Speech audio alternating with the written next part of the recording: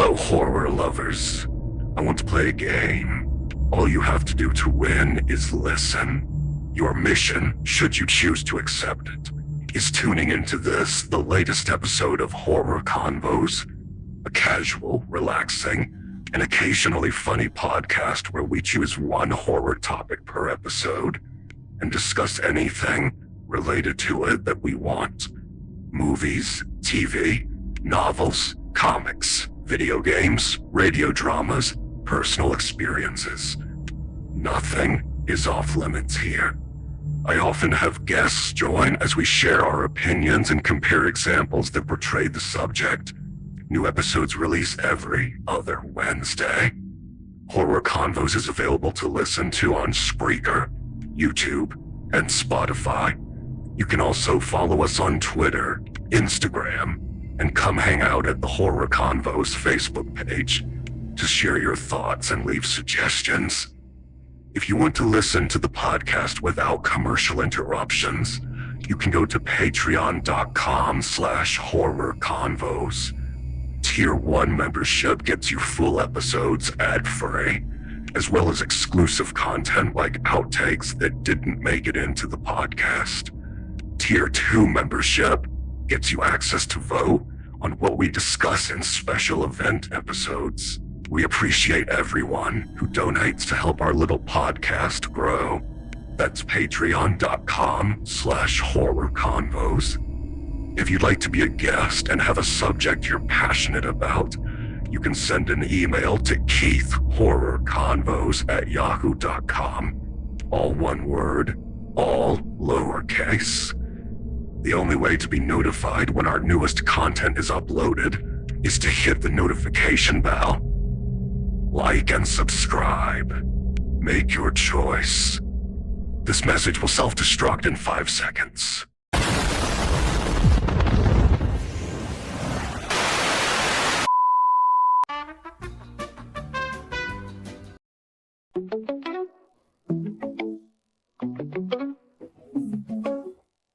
Horror Convos, come on in, have a seat, stay a while, take a load off out into the beat. We can just chill, have a drink, say what's on our mind. Never know what you're thinking, hey, it could be neat. Fears everywhere, in your mind, on the street, in the earth, and the stars. Scary things we left for free. What you gotta say about it? Having fun, you and me. If you got nowhere to go, no place to be, just relax, have a chat, but don't think it's therapy. If you get too afraid, there's a door you can leave. Good night and be well.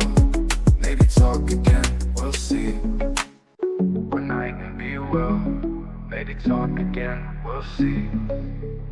You can night be well. Maybe talk again, we'll see. Happy early Mother's Day, everyone. This podcast is being recorded a couple days before that. I'm your host, Keith Harris. And today, after a couple of scheduling setbacks, we are back with a nice, fat, juicy episode set up for your auditory pleasure. This is our 5th edition of discussing a horror franchise. I've been looking forward to exploring this particular one today. As I explained before, 2 recordings I had planned fell through. Thank God this one worked out. Okay, I'm excited to have this guest on. So this is a newcomer to the show, a dear friend of our past guest, Alfonso, and fellow horror podcaster, Caitlin Grant. She's appeared multiple times on Caitlin's show, Plug It Up, and any friend of Alfonso's or Caitlin's is welcome here. Best of all, this new guest is a Saw fanatic. I grew up with this IP. I've seen every movie, most of them in theaters, and this person actually knows more about some parts of it than I do. She's basically to Saw what Alfonso is to Halloween or Hellraiser. Ladies and gentlemen, please make some noise for our new guest, Mary. Let the game begin. Spoiler alert! How did you get into Saw, and what was your reaction to it when you first saw it? Because my dad and I have seen almost every Saw film all the way back to the first one and in theaters, and I was maybe, you're talking 2004, so I would have been maybe 12 or 13 when the first one came out. Okay, great. Yeah, so I was 14 when it came out, and I begged everyone in my family to take me to see it. I remember only seeing like the teaser trailer on TV and asking everyone in my family to take me, and they were like, no. So I didn't get to go see it in theaters, but my friend rented it right when it came out, and she was like, you have to come over and watch this movie. So I went over her house, we watched it, and I was in love immediately. And we would just watch it over and over and over again. And I remember one time I slept over her house, and I was sleeping in the basement, and I just left it on repeat. Like, you know, you could put DVDs like on, like, just keep playing it over and over again without having to like actually hit anything. I don't know if you remember that you could do that with some movie, like some DVD players. Yeah, I never used that feature myself, but I was aware of it. Yeah. Yeah, so I did that. I bought the soundtrack because I loved the score by Charlie Clouser, and I would just listen to it while I did my homework. I was unbelievably obsessed. I got the special edition DVDs and watched all the extras. I loved it. So I didn't get to see it in theaters, but I fell in love with it immediately. See, this is what a true friend sounds like, people. If you ever find someone like this in your life, hold on to them for dear life and don't let go no matter how many times they ask. Yeah. I'm pretty sure that's how that works. Yeah. And then I did, you know, because I was so bitter about nobody taking me to see the first one, I did go back and see it for the 10-year anniversary that they re-released it in the theater. And nice. I continue to go back and see it because I still get sad that I didn't see it originally. So I vaguely remember the experience of seeing the first one in theaters. Here's my dad and I agree that the first one is far and away still the best. Just you know, that there's something about it that I just don't think any of the sequels were and spinoffs and prequel were able to replicate. And I think a lot of it has to do with the fact that the first one was so low budget, you know, like even for its time. So the biggest thing I remember is being fascinated by the isolation of it. But we'll get into talking about all of that soon. The atmosphere, the editing style, the music, as you cited before, that with Charlie Clouser, he was just a genius with how he scored this series. That's one thing I can say that has been consistently good with every single entry in this franchise. You know, as strong as my opinions are going to get about the movies themselves, I could not say a bad thing about the music for any of them. It's like the Sonic games. Whatever your opinion on the games are, as far as how their quality may have risen and fallen over the years, is just consistent bangers in every Sonic the Hedgehog soundtrack, including 2006. But yeah, my biggest memory, as I imagine for a lot of people who saw it for the first time, was the ending. I could not make sense of the ending the first time I saw it entirely. I understood the gist of it when Leigh Whannell as Adam, finds that recorder hidden on Zepp's body, and he starts playing it, and you finally get that big reveal that, oh, Zepp wasn't actually the one running the show. There was a mastermind behind him this whole time. I consider that one of the greatest twist endings, not just in horror, but in all of fiction. Mm-hmm. And because, I've had countless conversations with people telling me how they reacted to that twist. And it's just like, I remember listening to behind-the-scenes interviews with Leigh Whannell and James Wan, talking about how their idea for the whole story started, and it all began with this core sales pitch of these two people are trapped in a room with a dead body. They trying to figure out how they got here, who put them here, how did this all happen? And at the end of the story, the dead body stands up. And it turns out that was the guy who was the puppet master the entire time. And I just remember seeing Tobin Bell stand up, ripping that gunshot makeup off of his face, and no exaggeration, like hand to God. I say that as an agnostic, but you know what I mean. My jaw dropped exactly at the same moment as Leigh Whannell's does on screen. I'm just staring at this with like that Home Alone face, just like, oh my God, are you kidding? It's like my brain just short-circuited for a second. Like, has this been a secret zombie movie this whole time? Like, did we just go into supernatural territory? Right. Like, what the fuck am I missing here? And it's like you're putting the pieces together, and Charlie Clouser's brilliant theme, Hello Zepp, is playing. I have that song saved on my personal playlist. It's one of the greatest, most iconic horror soundtracks of all time, right up there with John Williams' theme for Jaws, or Steven Spielberg's for Jurassic Park. Yes, Jurassic Park counts as horror. Or the theme to Terminator, or John Carpenter's theme to Halloween. Hello Zepp is right up there with all that, Nightmare on Elm Street, all the classics for me. It's a modern classic. That's all I can say. And I remember just being absolutely speechless when, Leigh Whannell is like screaming, he's electrocuted, he can't get a word out, and Tobin Bell's just like, game over, slams the door shut, and the end credits go out with Leigh Whannell's screams echoing and fading out. My whole theater, I remember, just went nuts at that ending. Just gasps and oh my gods, and that was it. We're walking out of the theater, and I somehow knew on an instinctive level that I had just witnessed something special, like something that would never be repeated in cinematic history again. It's just what else can you say? It's just absolute genius, especially. And I don't think people realized what a monumental achievement this was for low-budget horror, because probably not since the Blair Witch Project had a low-budget horror movie, let alone one that made it to theaters, had that scale of a pop cultural impact. The fact that this franchise is still going over 20 years later is a testament to what James and Leigh were able to accomplish with a film that they had 2 weeks to shoot on barely $1 million.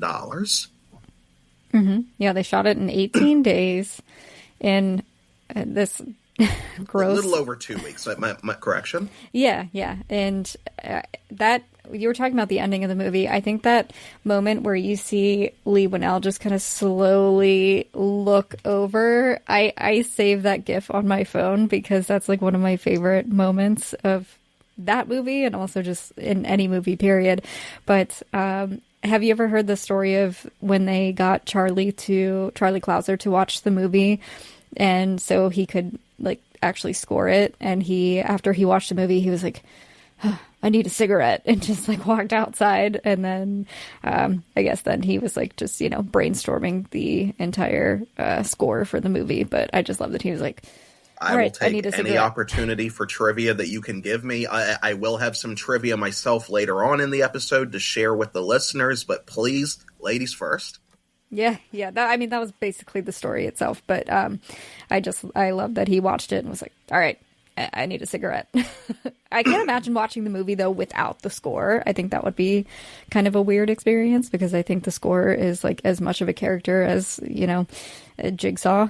So, yeah. It really is. It's like a third of the movie's magic. I would say that 1/3 is the music. 1/3 is everything that goes into making the film itself, as far as like the story and the characters and all that. And then the last third, for better and worse, and I will get to the worst, has been Tobin Bell. There's just he was as integral to making this franchise a success all the way back to the first movie as Steven Spielberg was to making Jaws what it became. Because there's nobody who could have directed that movie the way it turned out besides him, especially, which is doubly impressive when you consider that was his. It wasn't the first movie he directed, I don't believe, but it was his directorial debut for a theatrically released thing. A lot of people sleep on Duel. If you love Spielberg and you love Jaws, you should check out Duel, because that's a great movie. Great horror movie in its own right. One of the best road horror movies, right up there with The Hitcher and Joyride. There's just, it's one of those movies that it's like lightning in a bottle, where there's no other combination of people that could have quite made it what it became. It's just that Leigh Whannell, James Wan, Tobin Bell, Charlie Clouser, Cary Elwes to an extent. I would argue that he was no one could have played Lawrence Gordon like he did. Jury's out on rather how necessary Leigh Whannell was to Adam, because I will admit his greatest talent to this series was never his acting, in my opinion. But at the same time, you could argue maybe that adds to the realism of the character. Maybe it makes him more believable in a way that he wasn't a professionally trained actor, like Cary was. Is it so that there's definitely a case to be made for authenticity versus talent, and look at how many people are still into Adam Sandler after all these years. Despite the fact that he's basically playing an exaggerated version of himself in every movie that he's ever done. He's definitely not known for his range. But, I think Leigh Whannell holds his own in Saw. Yeah. He's not terrible. It's like I watch him and it's basically like as if I were watching someone in their first stage play. It's like the role wouldn't have worked if he wasn't so intimately familiar with what he and James wanted for the characters. They had all of this so intimately understood and worked out in their minds before they even started shooting anything. And even if it wasn't the greatest performance on the planet, sometimes it is better to have someone who understands the character than it is to have, an A-lister who doesn't really get it, and they end up just kind of taking it in their own direction as opposed to following what the intended vision was. So there's pros and cons to either way, but what do you think it is that appeals to people about the franchise, and more specifically the character of John Kramer, but beyond the brilliant acting of Tobin Bell? I don't know if I can speak for what people enjoy about the franchise. I can only speak for myself. I know the first movie, to me, what really spoke to me is that it was a psychological thriller with horror elements. People say that there's so much gore in the first movie, but it really wasn't. It was either done with like a fast motion style, or it was kind of alluded to, and that was, we'll talk about it more, but that was partially budgetary and also an intentional choice. And I don't think that James and Lee set out for the Saw franchise to become what it did. And I don't mean to say that they have any regrets or that they dislike it, but I remember, like I said, watching all the behind the scenes footage and YouTube interviews, and they seemed like they really wanted to do more of a psychological horror movie. And a lot of what I loved about it was I'm more compelled about in the first movie, kind of the moral dilemma of, would you kill another person to save your family? If you were given this fatal poison, would you hold a mother and daughter at gunpoint and possibly kill them for the antidote? How far would you go to save your life? And then as the franchise goes on, the traps and games kind of become, more fun and mindless. And some of them are, where they were supposed to be kind of moral dilemmas. Now they just kind of feel like more of a punishment, and the plots get so convoluted as you go on that they are kind of hard to keep up with. At first, I was really unhappy that they started making sequels, because I think the first movie as itself is just this perfect little bubble. But once I kind of let go of the bitterness that they were making this into a franchise, I can kind of let go and just enjoy the traps and the games, and when I don't ground myself in reality. The novelty of it was still there, the entertainment value at the very least. And I think people enjoy I think it was something different. I think at the time there were a lot of the horror genre had been kind of destroyed by the remake of The Haunting, and it was kind of dead at that moment. There were obviously some sporadic, really good movies that had come out, but I think Saw was such a fresh breath of air that it was just something totally new, and I think it just hit with such a bang that they were able to put out these sequels, and it just was like so fresh and new. But then it also came with a lot of backlash, which we can talk about, with the whole torture porn thing, which I can go on a rant about that. So I can tell this is going to be a good episode because, unlike so many people that I have talked to about this franchise, you really get it. It's like this is how you can tell. Well, and I'm speaking as someone who grew up in the 90s. I was born in 1991. And this is how you can tell the generation that a horror fan was born into, or how much media literacy they have over the history of horror. Not to sound elitist by any means. Like, I don't claim to be an expert by any stretch. I'm just a guy. Yeah, but anyone who tells you that Saw pioneered or even popularized the torture porn subgenre, one, everyone's entitled to their opinion. Two, that opinion is completely and provably wrong. Okay, sorry to break that to you people. Everyone is equally entitled to an opinion. Not all opinions carry equal merit. I'm being honest. And number three, shut up. Just at this point, I have heard that narrative parroted so many times that even Polly is telling me to shut up about it at this point. Like, even the parrot is sick of hearing that, because, as you said, when you go back and watch the first film and compare it to all the others, the first Saw is not that bloody. Like, there's actually less than... I've counted this. There is maybe less than 10 to 15 seconds worth of on-screen gore in the entire film, in terms of, actual beyond, like, blood trickling down off screen or just off angle from whatever body part has actually been cut or shot or ripped apart or whatever. Most of the gore in that movie is just trickles of blood. And what very little on-screen gore there is, there's like a brief glimpse of Amanda holding the intestines in her hand when she gets the key out. There's Detective Singh. Brief blink and you'll miss it, like photo snapshot of his head after the shotgun trap kills him.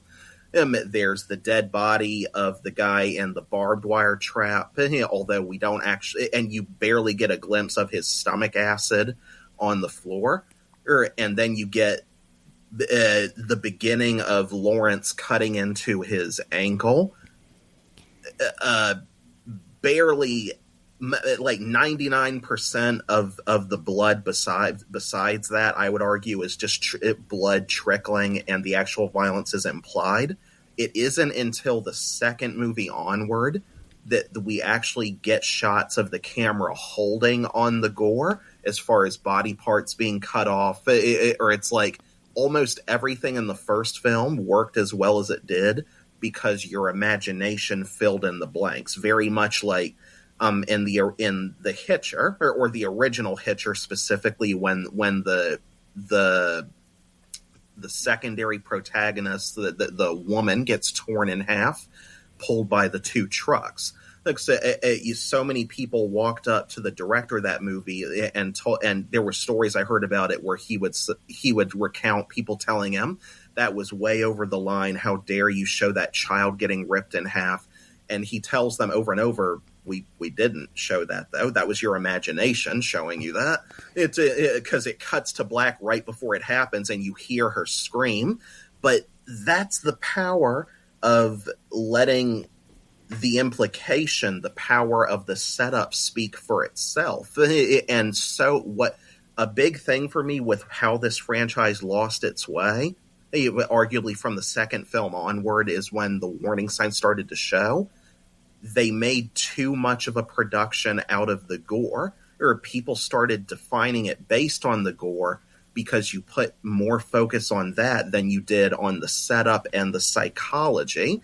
The psychological horror works best when you let the psychology do the brunt of the work, filling in the gaps. For the moment you let visual body horror start taking over the psychological horror, that is when I think you start misunderstanding what made the magic of Saw work.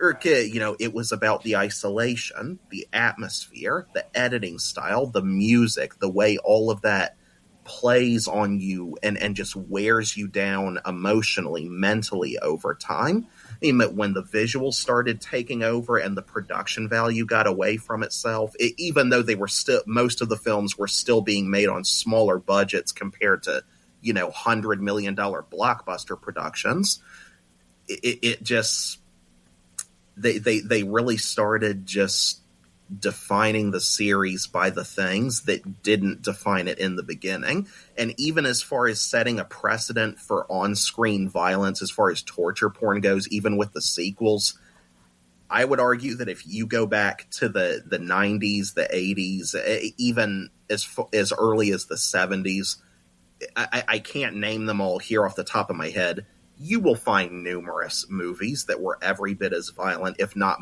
more violent in some areas, than the Saw movies ever were. It's like, tell me you haven't seen Cannibal Holocaust without telling me you haven't seen Cannibal Holocaust. It's because they actually killed a real animal on screen in that movie.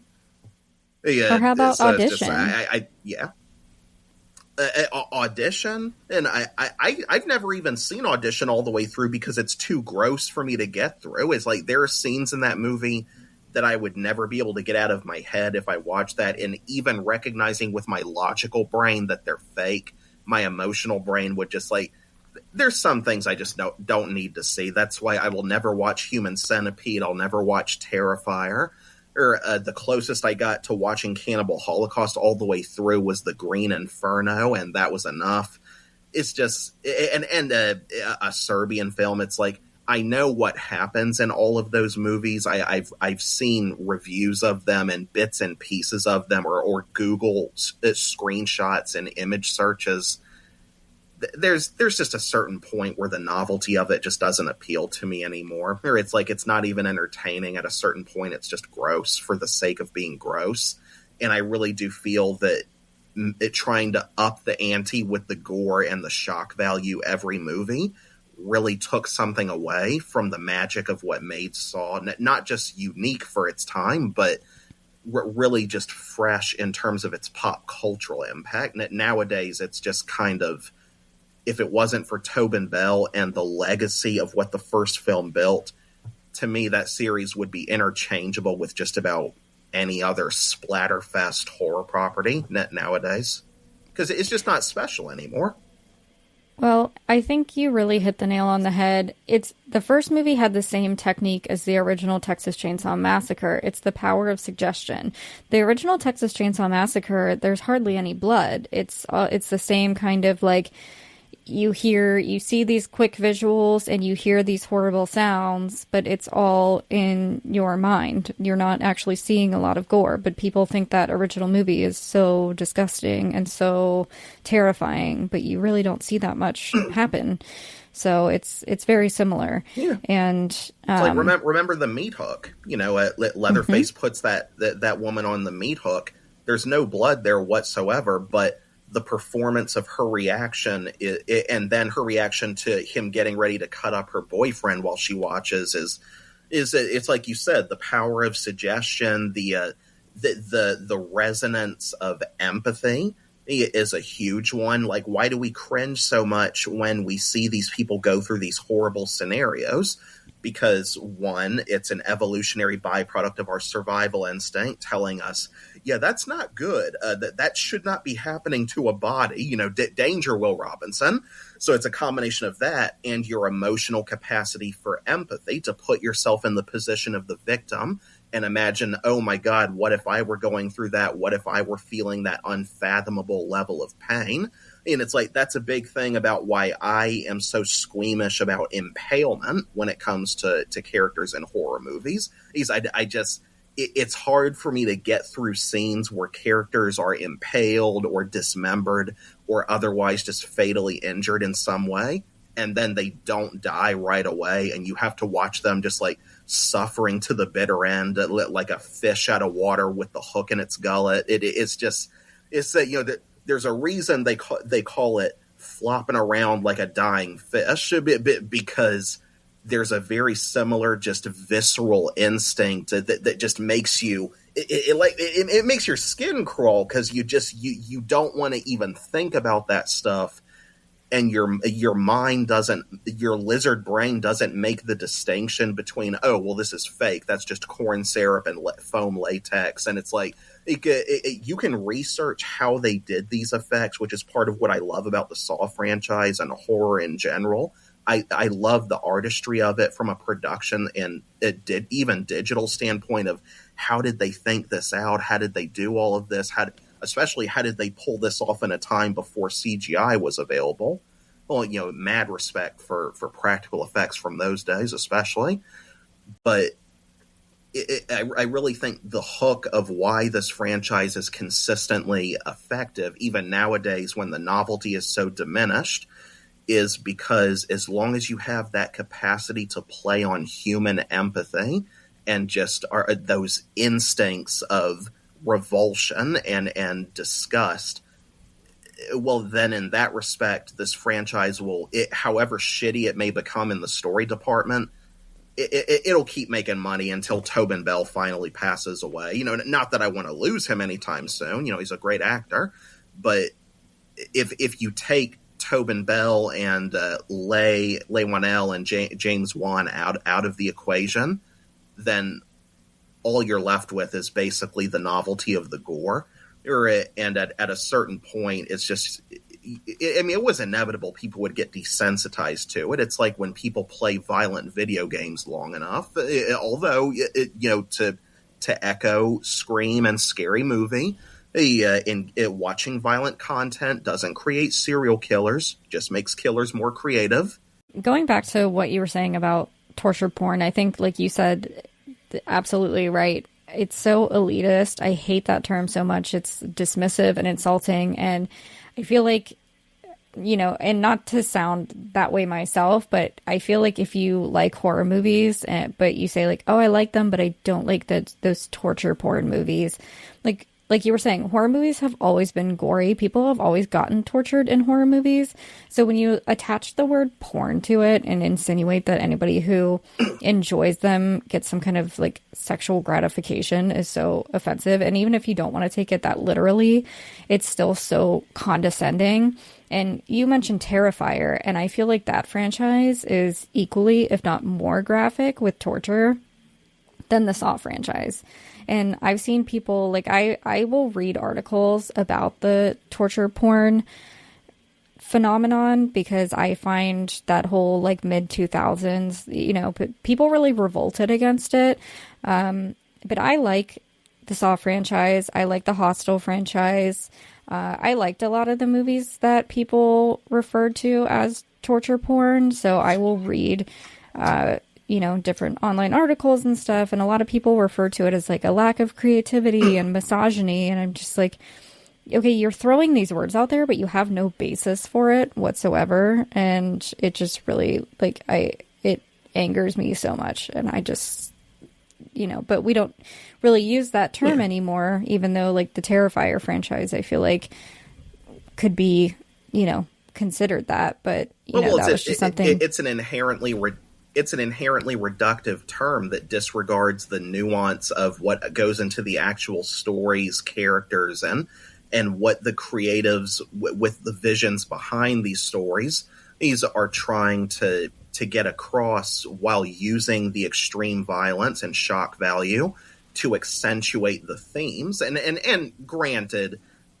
at a certain point, you are just playing on the shock value for the sake of it. It's like there are splatter movies that warrant that moniker because they are very deliberately done, and just for the fun of seeing how many different ways we can shock and disgust and test the appetites of the audience. I'm not going to sit here and and defend every single gore effect ever done in a horror movie as well. If you look at the themes of it, there's actually some very deep meaning behind this person getting their guts sucked out through their asshole. It's like it's at a certain point we can admit sometimes these filmmakers are doing it just because they can or because they want to have fun with it. There's no shame in that either.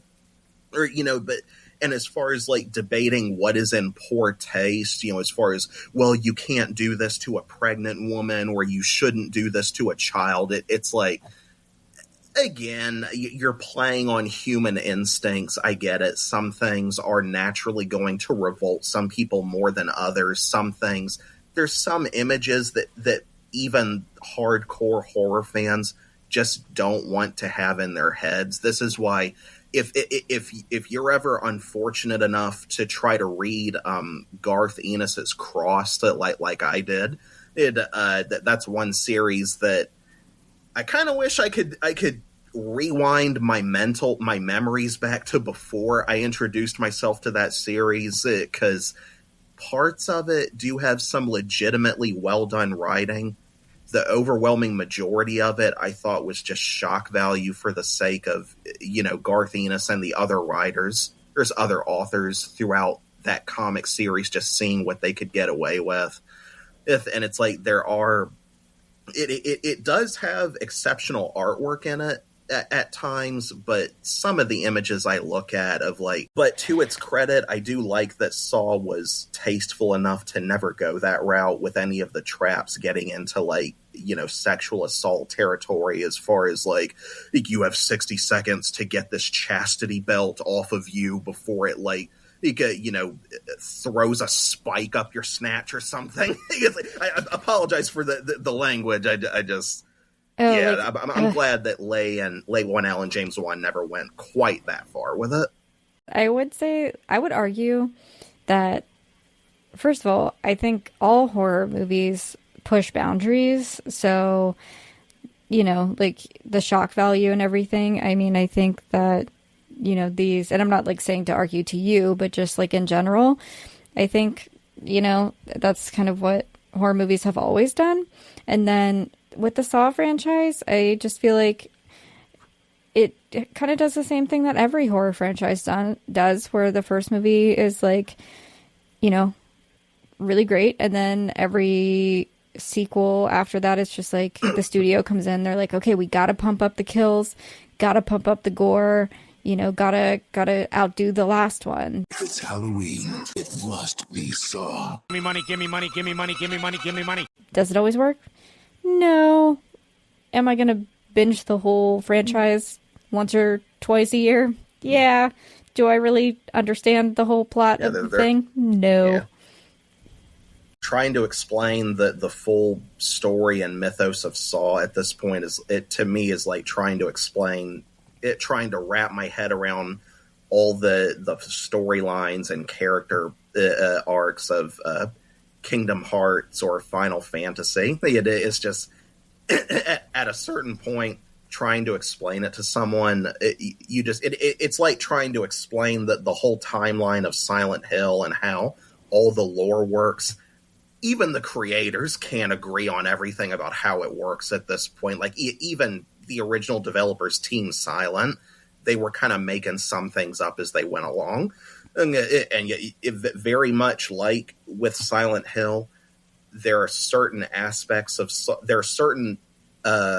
demographics of the Saw fandom that I think love the franchise so much, specifically because of that larger story with all the branching paths and characters and how they seem to drag every single solitary person and their grandmother and their third cousin who was somehow connected to John Kramer into a trap at some point. It's like, if you even breathe the same air in the general vicinity as John Kramer at some point in your life, chances are you're going to get the sedative and wake up in one of these traps.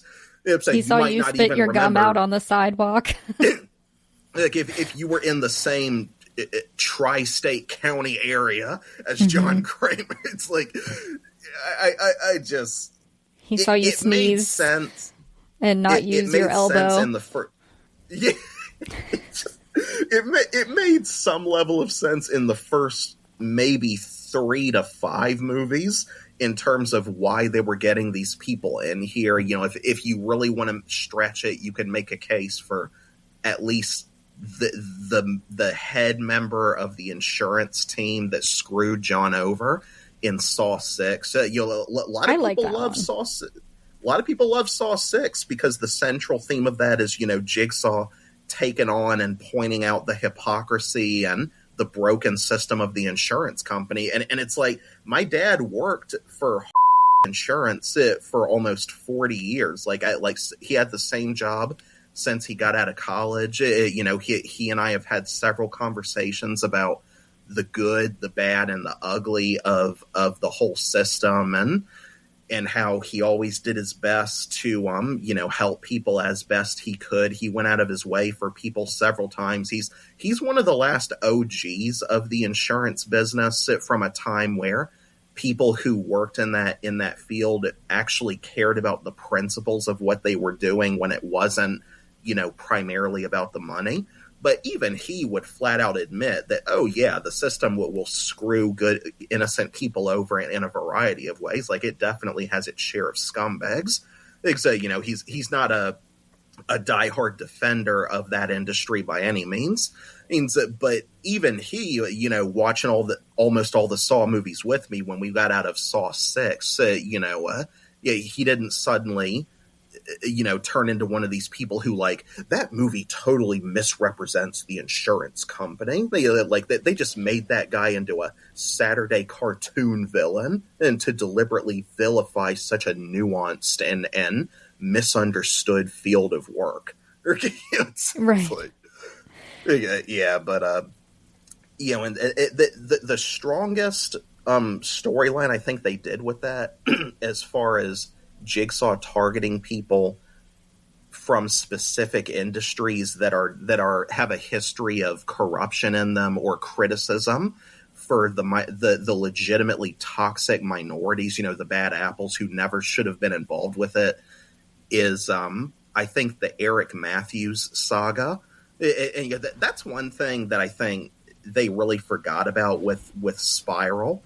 Is when, Chris Rock says, John Kramer didn't target cops. What did he say? Did you just completely forget the first few sequels? Because, 5 of those movies, to some extent, are him almost exclusively going after people that happen to be police officers. Yeah. It's like, hello, Eric Matthews, Detective Hoffman, the female detective, I always forget her name, who? Carrie or something. Yeah, the one who gets her rib cage split open. It's like half the characters in these movies are cops. Exactly. I hated Spiral. And I really didn't like Saw X or 10 or whatever it was. But I think I hated Spiral the actual most. So I don't even remember him saying that, because I was like, this feels Saw adjacent, but they shouldn't have any of the Saw property in here, and they shouldn't actually be mentioning Jigsaw. That just feels like a weird distant cousin to the franchise, and it makes me angry. Yeah, it's the deformed mutant cousin that had a few too many relatives living out in the hills. It did. It's a Hills Have Eyes reference, people. Don't at me. It's like they went that direction with the series, not me. Don't even get me started on Wrong Turn. I guessed who the new Jigsaw was from Spiral from the trailer. So, the whole one, it was just so bad. Mm-hmm. The best thing I could say about Spiral is, this may sound sacrilegious because I love Charlie Clouser's scores so much. I get that it's cheesy. It is such a hammy, just bastardization of the Hello Zepp theme. I like 21 Savage's Spiral song that he did for the movie. It's just, I watched the music video, and the first time I heard it, it's all the way from when I heard it in the trailer, I thought, oh, is this a new theme they're going with? That sounds kind of interesting. Wonder what it's going to be like. And then I listened to the whole thing, and it turns out it's a rap remix of Hello Zepp. And the first time I listened to it, I was well, it's an exaggeration to say I was livid, but I was so frustrated. I could not believe that they would actually do that to such an iconic piece of music. I thought it was cheap, that it was creatively lazy, that it wasn't even a very well written rap. Because I'm not an avid rap listener. I've dabbled here and there, but I've listened to rap that some of the really big artists, the most celebrated, endeared ones. And this was very much just like a B movie. We're just trying to sell a soundtrack to help market the movie kind of song. And the first time I just walked away from it thinking I could go the rest of my life without ever listening to this again. And then I listened to it again and again. And at some point I started realizing, okay, this is kind of catchy. It makes nice use of the rhythm from the Hello Zepp track. And now I guess it must have wormed its way into my brain somehow, because I have it saved in my Halloween party playlist. It's in there with the original Hello Zepp theme and several other of my favorite horror related songs from both movies and video games. Seems several Silent Hill songs in there as well. But I don't know what it is. It's just 21 Savage, he somehow managed to make a decent banger out of it. I kind of like it now. Hey, you like what you like, don't apologize. Yeah. Yeah. I mean, it's nowhere near as good as Hello Zepp. That thing is an immortalized modern classic. It has so much more thought put into it than Spiral ever did. You could tell that 21 Savage was kind of phoning it in with that one compared to his other music.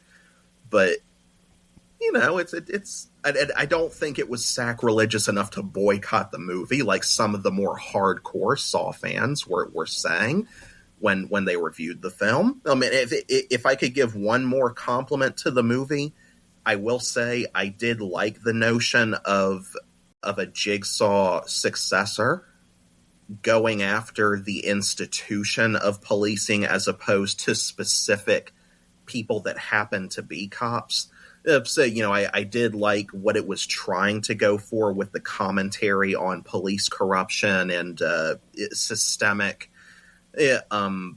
perversion of the system, not just race-related, but in general. Well, because the cops targeted in that movie aren't just targeted for, race-related things that he goes after them for a variety of reasons related to corruption in the institution of policing. So it's like, I don't think it was a bad idea necessarily. I just don't like how it tried to represent itself as the first time that Jigsaw was actively going after cops, or that a cop character would play a major role in this series. Because over 60-70% of the Saw franchise is essentially a crime thriller, or right alongside 7, and which was a direct influence on I believe on Leigh Whannell and James Wan when they went into deciding what kind of movie they were going to end up making once it expanded beyond their original idea, and they started fleshing out more of the story. Because you look at 7 and 1997's The Game as well, starring Michael Douglas, very underrated movie. You could definitely see some of Saw's DNA in there, or in terms of how it built up the conspiracy around the major protagonist. Yeah, and 7 I would consider, horror adjacent as well. I'd consider it a crime thriller with horror elements. My friend Bryce Hansen from Horror Movie Talk would argue that 7 doesn't count at a horror movie. I would disagree with him on that. I majorly disagree. I would argue that it should be allowed to be counted as horror if it has the impact of horror. It's like I said before, Steven Spielberg did not intend for Jaws to be a horror movie, but you would have to be blind, deaf, and impaired to not see that it clearly had the impact of a horror film. I mean, there's no getting around that. It's like even people who try to argue, well, it's not horror, it's terror. And I'm just like, okay, now you're kind of arguing semantics at that point. Like, aren't they rooted in the same core emotion of fear? Like, what is horror if not a vehicle through which terror can be applied? You're kind of just getting into arguing about words at that point. It really is semantics. That's so stupid. Is it scary? Yeah. Yes. Then it's horror.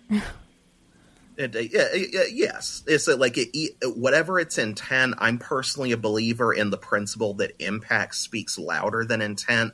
Intent does matter. That context always matters. But at a certain point, you have to judge the impact that the product had as opposed to the impact that the creator wanted it to have or what it meant to them personally.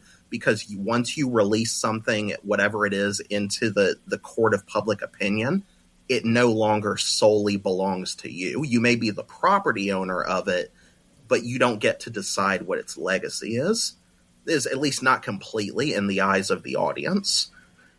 And I think things can be multi-genre. Like, I think Jaws could be, like, adventure and horror and a bunch of other things. But, like, I'm sorry, but as horror fans, we also claimed it. So... Exactly. Like who's to say that genres it can't have overlap? Like, isn't every horror movie ever made kind of overlapping with at least one other genre besides horror to some extent? Like, isn't that part of what makes horror so versatile? Mm-hmm. Well, as a genre, the fact that it can span different aspects of life and the human condition. And, right. I just think that's a very reductive way of thinking, trying to, box in and, this is that, this is not that, as if it's not a spectrum. But I'll move along to asking what some of your favorite points of the series were, as far as your favorite games, favorite psychological puzzles and twists, as far as how Jigsaw played on people or set them up to expect one thing only to subvert expectations. And of course, like, your favorite traps as well. What were your favorite executions of the established dynamic with how Jigsaw operates?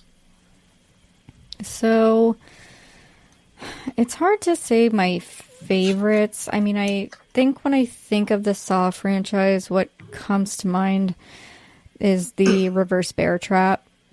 And when I saw the first one, I also watched the original short that James and Lee had made to kind of show what they were going to kind of do with the movie. And I almost made my own little homemade Saw for myself, and I was going to try to, like, send it to James and Lee. And I made my own little Billy the Puppet doll out of, like, I got like a what are those called? What are the ones that sit on your lap? What are those puppets called? Ventriloquist dummies? Ventriloquist dummy. I got one of those, and I paper mache'd, and I painted it. And so I had a Billy puppet, and I had my dad help make me, like, what looked like a reverse bear trap. And I was like, I had the script ready to go, and we were going to film it. So, sorry, I'm going off on a tangent because all these memories are coming back from talking about it. But that is so cool. That, like, if you have any pictures of what the puppet and the mock bear trap looked like, please share those with me. I'll ask my mom. I don't know if I do, but I will pay you to see those. They looked really out cool. Of context. No, they was really cool. They looked really good, and I think I just ended up throwing them away because we never did anything with them. But that is so cool. Yeah. You and my sister would really hit it off. Like, she does so much cosplay, and she's made stuff that has just blown my mind with the amount of work she's into it. I have a bit of experience with making things as far as props and costumes, but nowhere near the level of what she's done or what you're describing. I'll have to share some pictures of her cosplaying as Pyramid Head or Dr. Octopus sometime. Like, she made tentacles that looked almost just like what Alfred Molina had in Spider-Man 2. It's cool. Amazing the level of detail people can put into these things. But I love Pyramid Head, I didn't too. interrupt you. Go ahead. No, I love Pyramid Head, so definitely send me that as well, because I never played the games. I tried to play Silent Hill, and my husband laughed really hard at me because I'm just not a video game person, and I could only get the person to like walk backwards because I really like the Silent Hill movie, and I was terrible at it. But anyway, I really like Pyramid Head. But back to your question. Sorry for going on a random rant there. It's all right. It's all going in the outtakes. Believe me, this is good stuff. So I always think of the reverse bear trap. That's definitely one of my all-time favorites. I'm trying to think of I like a lot of the ones in the second movie. I like a lot of the smaller traps in games. I think kind of the more realistic ones versus I think it's really silly when there's like a huge giant contraption where I'm like, how did you make this? Like, where did you get all of these materials? How did you where's the button that you're pressing to make sure that this actually works? Well, they turned into giant serial killing Rube Goldberg machines. It's like that was one of the biggest mistakes this franchise made as the sequels went on. Was they went from, like you said, these quasi believable devices. And Leigh Whannell and James Wan talked about how, at least in the early films, that they consulted with engineers to help them build these traps. Like the original reverse bear trap was not only designed to be something that could actually work. The one that Leigh wore in the original short film, that was actually operational. Like if they hadn't made sure to check the gears on it and make sure that it wasn't set up to actually go off. If that thing had been rigged to do what it did in the little Billy puppet video showing what it did to that styrofoam head, like that was real. That if something had gone wrong with that machine, it could have actually killed him. Which is it's both incredibly irresponsible and simultaneously badass when you think about it.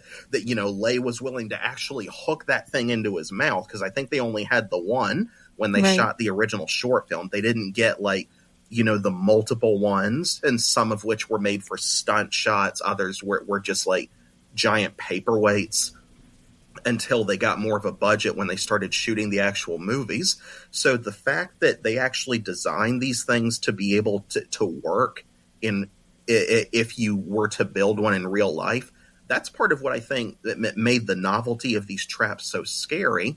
And then by the third film onward, up until the second film, I think suspension of disbelief was still maintained, even when they expanded the traps into a booby-trapped house. Also, I thought that, okay, that's still plausible. It's a bigger space you're working with, but I could see how, each of these rooms could have been set up with a device in them to, test you in these specific ways, and it's still playing into the escape room vibe, just on a larger scale.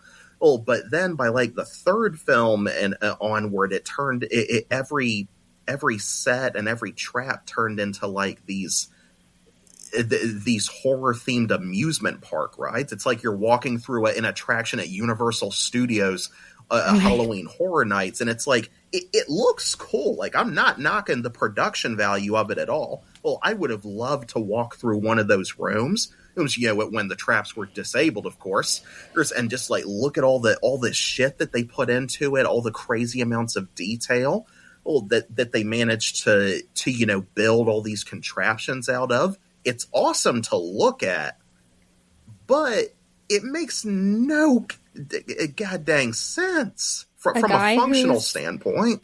A guy who's on the brink of death from cancer and who is, I don't know how old, but he, like, it doesn't look like he's doing so great. And I know he, like, eventually through all the films turns out to have, like, 17 apprentices, which is also one of kind of my critiques of the series as a whole, that kind of, like, how many people want to be Jigsaw.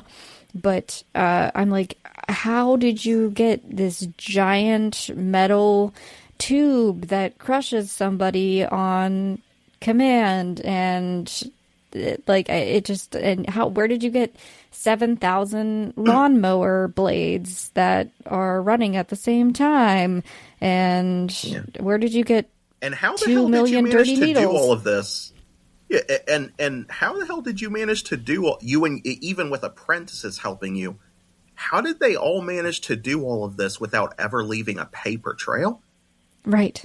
Yeah. Like, where's the receipts for all this shit that you bought from God knows how many hardware stores? Or it's like, even if you scavenged all this stuff out of junkyards, or if you just bought everything with cold hard cash, never used any credit or debit cards, like, at some point, someone would have noticed all this much shit being moved around, even if you moved it in pieces. It's like, there's no way you're going to get all of this shit over this many years of doing what you do, and not one person is going to notice, these purchases being made, or this amount of items being bought or traded for illegally in such bulk.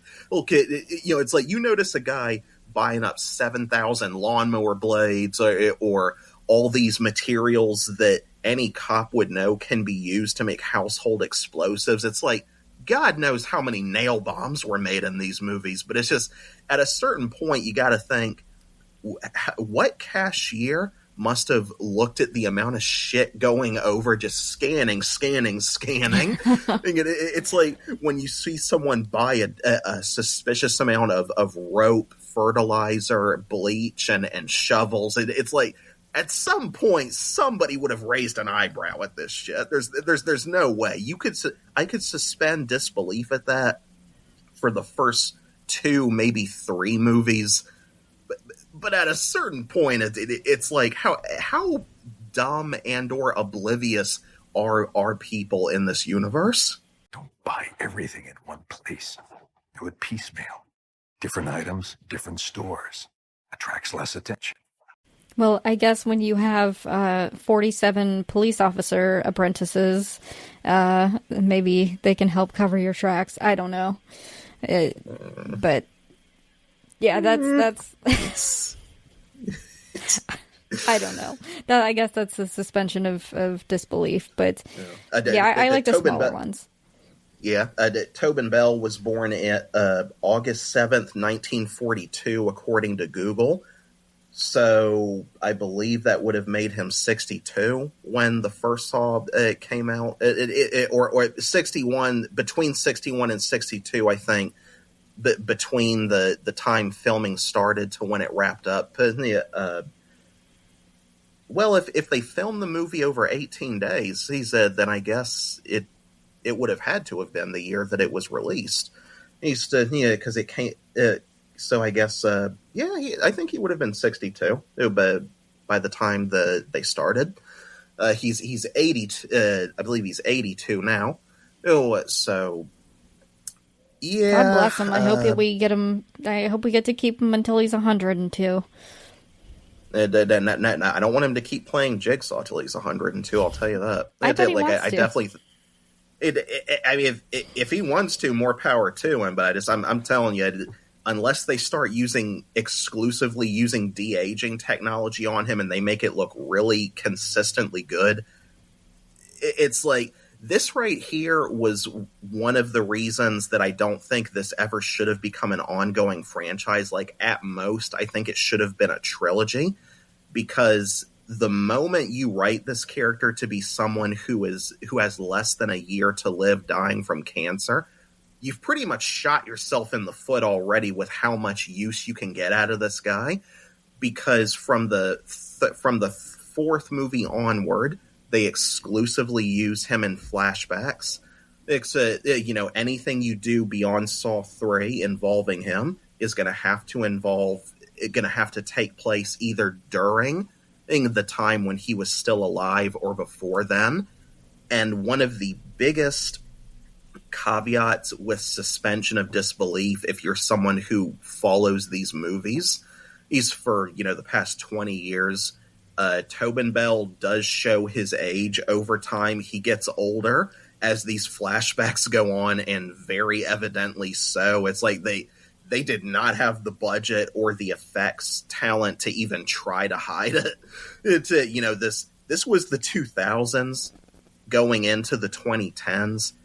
De-aging technology was nowhere good enough to even attempt. Like, this was before Tron Legacy, and de-aged Jeff Bridges in Tron Legacy. He looked like an Uncanny Valley cartoon, and it worked for Clue because he was a digital recreation of Kevin Flynn, so it would make sense for him.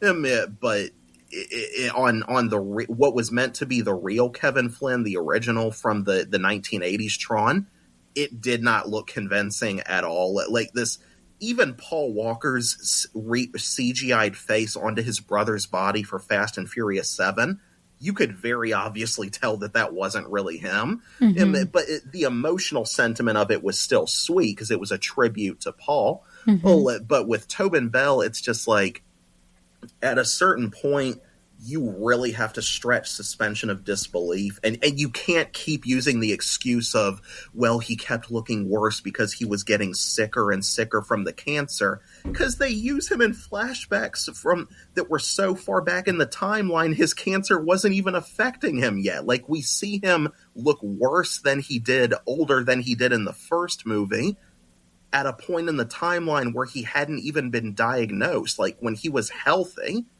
So it's just like, that fundamentally makes no sense, and you could tell that Lee Whannell and James Wan didn't factor this into their plans for sequels, because they so obviously didn't plan for this to be a movie that would have nine continuations of it. It's like, you can't do that with a character like this and expect suspension of disbelief to stay the same over time. It's just not going to work.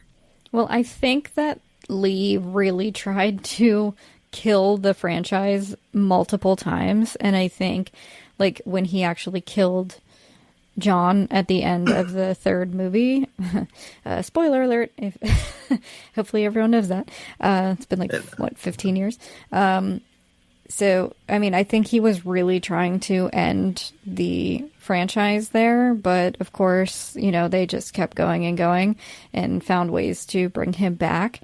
But I've seen interviews with him where, like, they brought him to one of the premieres and he's like, this is the last one. It's the last one. And, they just kept doing them. So the studio's always going to find a way, but I really think that they tried to end it. Greed finds a way. I cannot do a Jeff Goldblum impression to save my life, but I love his voice so much. Some people find Jeff Goldblum annoying because of his voice. I personally think that the way he talks is one of the most endearing things about him as an actor. It's like, you know what you're going to get with him, just like you know what you're going to get from Tobin Bell. His performance as Jigsaw was never one that had much range to it. But it's like James Earl Jones as Darth Vader. It's like, you know what you're going to get from him, and there's no one else who could possibly do that voice in the same way. It's like, even if you try to get a Tobin Bell sound-alike, no matter how well you digitally edit it, you can make it sound exactly like the original tapes did in the first movie. On some level, people are going to know that it's not the genuine article if it's not Tobin Bell physically offering his voice to the... You can say that's irrational or that it's fanatical to expect that of him, or for the franchise to just stop when he retires. I personally think that's the best thing they could have done, is for the story to die when John Kramer dies. Because everything they've done after his death, it's like, you know that this series would have died out years ago if they hadn't been able to consistently get Tobin to come back. You know, he is the heart and soul of what makes Jigsaw so memorable. He's as essential to Saw as Doug Bradley was to Hellraiser. The moment he stopped playing Pinhead, you knew that those movies from then on were not going to have the same level of impact. It just like Jackie Earle Haley, you know, and I actually liked his version of Freddy Krueger. I don't hate the Nightmare on Elm Street remake overall.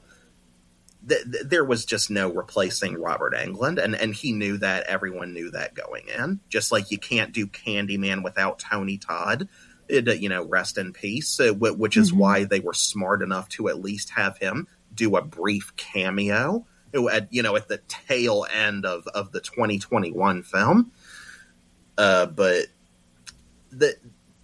apart from Tobin Bell himself, I think what has really helped this character stand the test of time, as far as at least the original Jigsaw, is the flawed character and philosophy of John Kramer, because he is very much a flawed character, and even going as far back as the first movie, I don't think his philosophy and his rules were ever consistent and 100% in terms of the people that he gave a chance to live versus the ones that were basically fucked from the start. It's like, and that's all the way back to the first movie. That wasn't the fault of the sequels.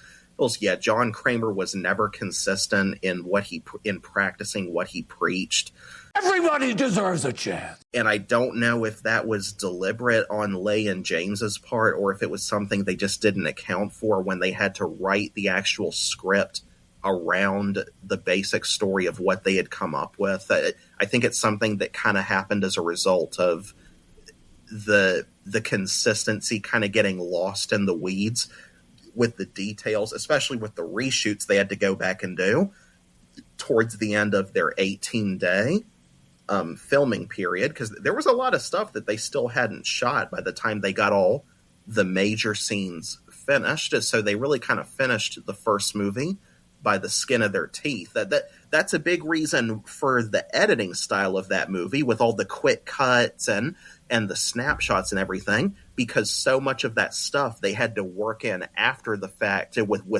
They used everything that they shot for that movie, as far as I've been told from the behind the scenes stuff. They didn't have the luxury of scrapping a bunch of shit on the cutting room floor.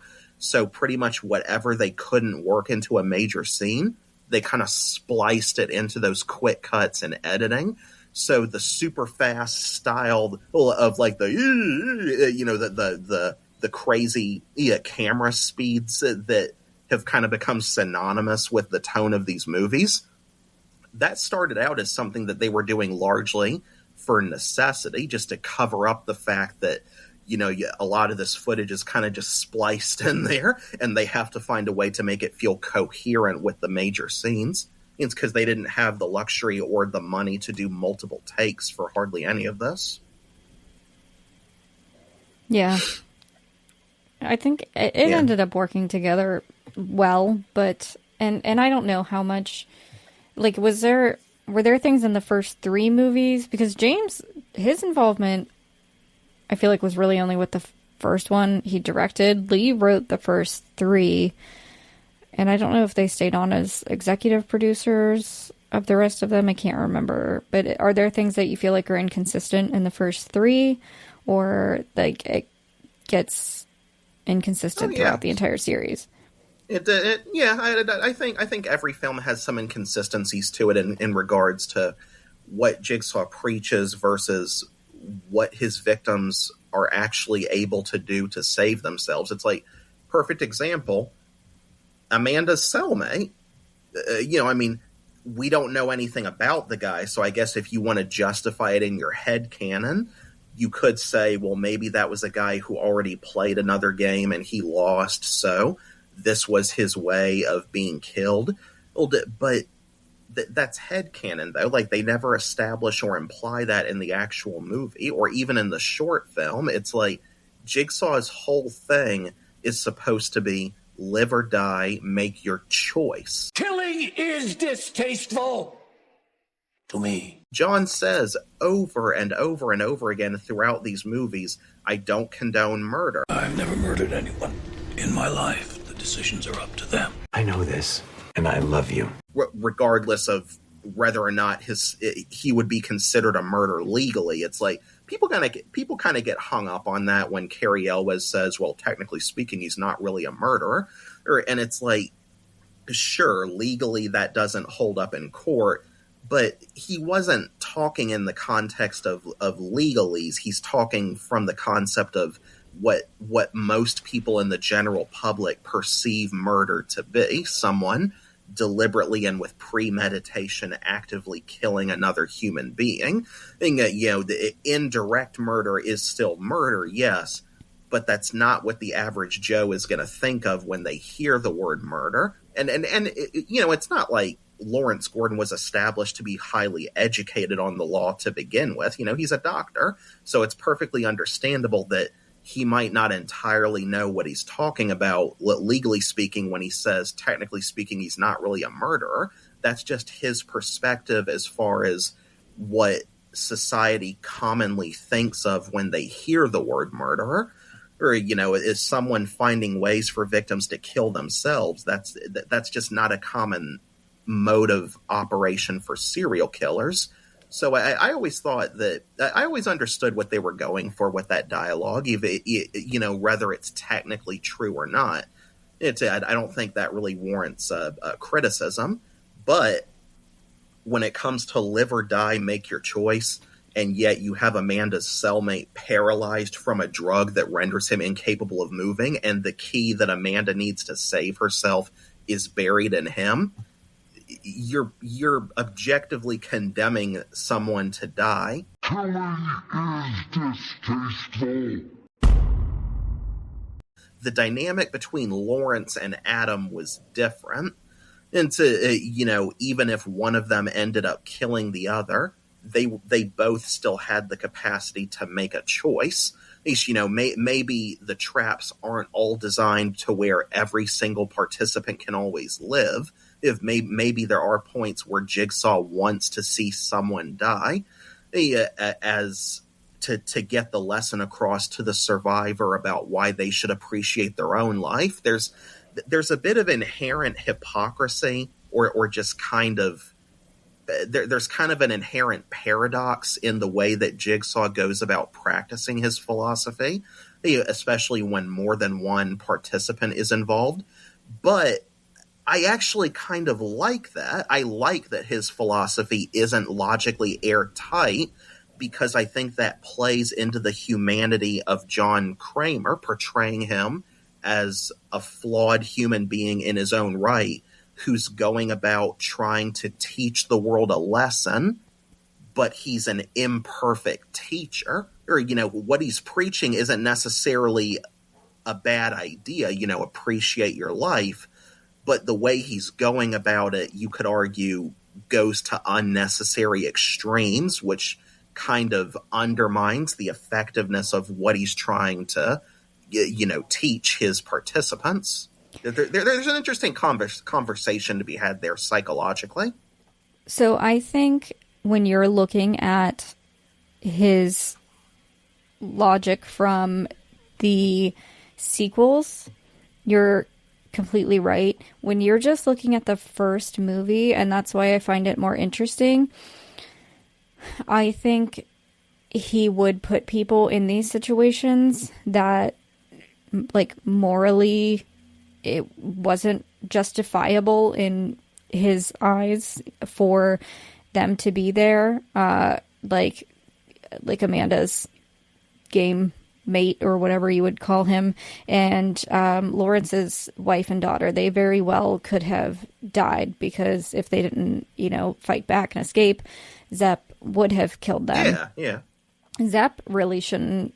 He didn't really deserve, in terms of, the Jigsaw moral, scope to be part of the game. He didn't really do anything to be there.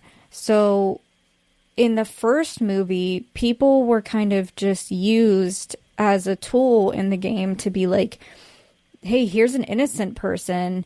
would you take their life to save your own, or, you know, to, I think, as kind of like an added piece.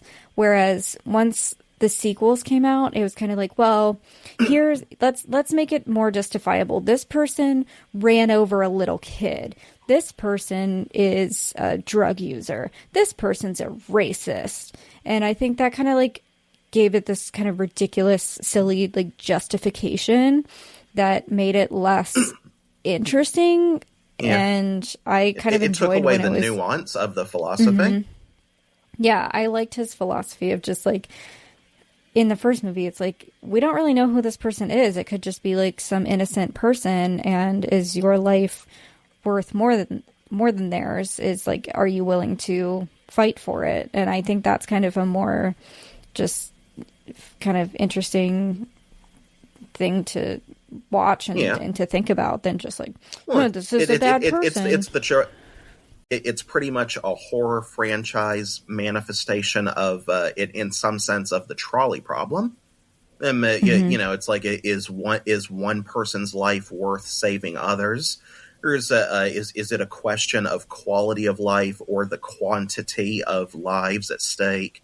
Like, you know, is Lawrence's life inherently worth more than Adam's just because, you know, he has a wife and kid, whereas Adam says, while Lawrence is, you know, screaming, you know, losing his mind. That's one thing I loved about the first movie, is how that their roles completely reverse, with Lawrence starting off as the calm, rational one, trying to work with Adam and convince him to, you know, think through the puzzles that they're trying to overcome. Whereas by the end, it's a complete role reversal where, you know, the rational guy who on some level was probably helping to give Adam a sense of emotional security, feeling that, you know, at least I'm not completely alone in this. This guy seems smart. And as they grow to trust each other more, or, you know, there's almost kind of a father-son dynamic between the two of them, with Adam very clearly being the less mature one of the two, even though we learn over the course of the story how Lawrence is a very flawed character in his own right, and maybe in some sense, I wouldn't say he deserved to go through all this horrible shit, but maybe he wasn't as good of a person as you initially would have thought from the first impressions of the two of them. It is very much a movie, and to an extent, the rest of the franchise delves into this too, just with a lot less nuance to it. The first film is very much actively using this central theme of challenging perceptions, firsthand impressions about people, about life, about the ways that people live in public versus what they do and how they are in private. There's definitely a major philosophical debate there in terms of what it means to live, if, you know, who is truly living versus just going through the motions, who is truly happy with and fulfilled in their life versus just doing what they think they're supposed to be doing because that's how society's condition them to perceive familial, emotional, or financial success. So, you know, on the surface, Lawrence has this idyllic life that, as he said, he thought was in perfect order. And then by the third act, you realize that, you know, he's not a faithful husband. You know, rather he followed through with cheating on his wife or not. He very clearly was not happy with her. And, you know, granted, I mean, I personally thought Monica Potter was kind of mean as Allison. And yeah, I mean, granted, that's out of context. It's a point in the story where their marriage is already on the rocks. You don't know what it was like when, you know, they first got together. Maybe she was happier, but, you know, she's a good mom, but she does not come off as a warm, affectionate wife who even cares about holding her marriage together. And again, the context of that explains it in the story, but she was over him.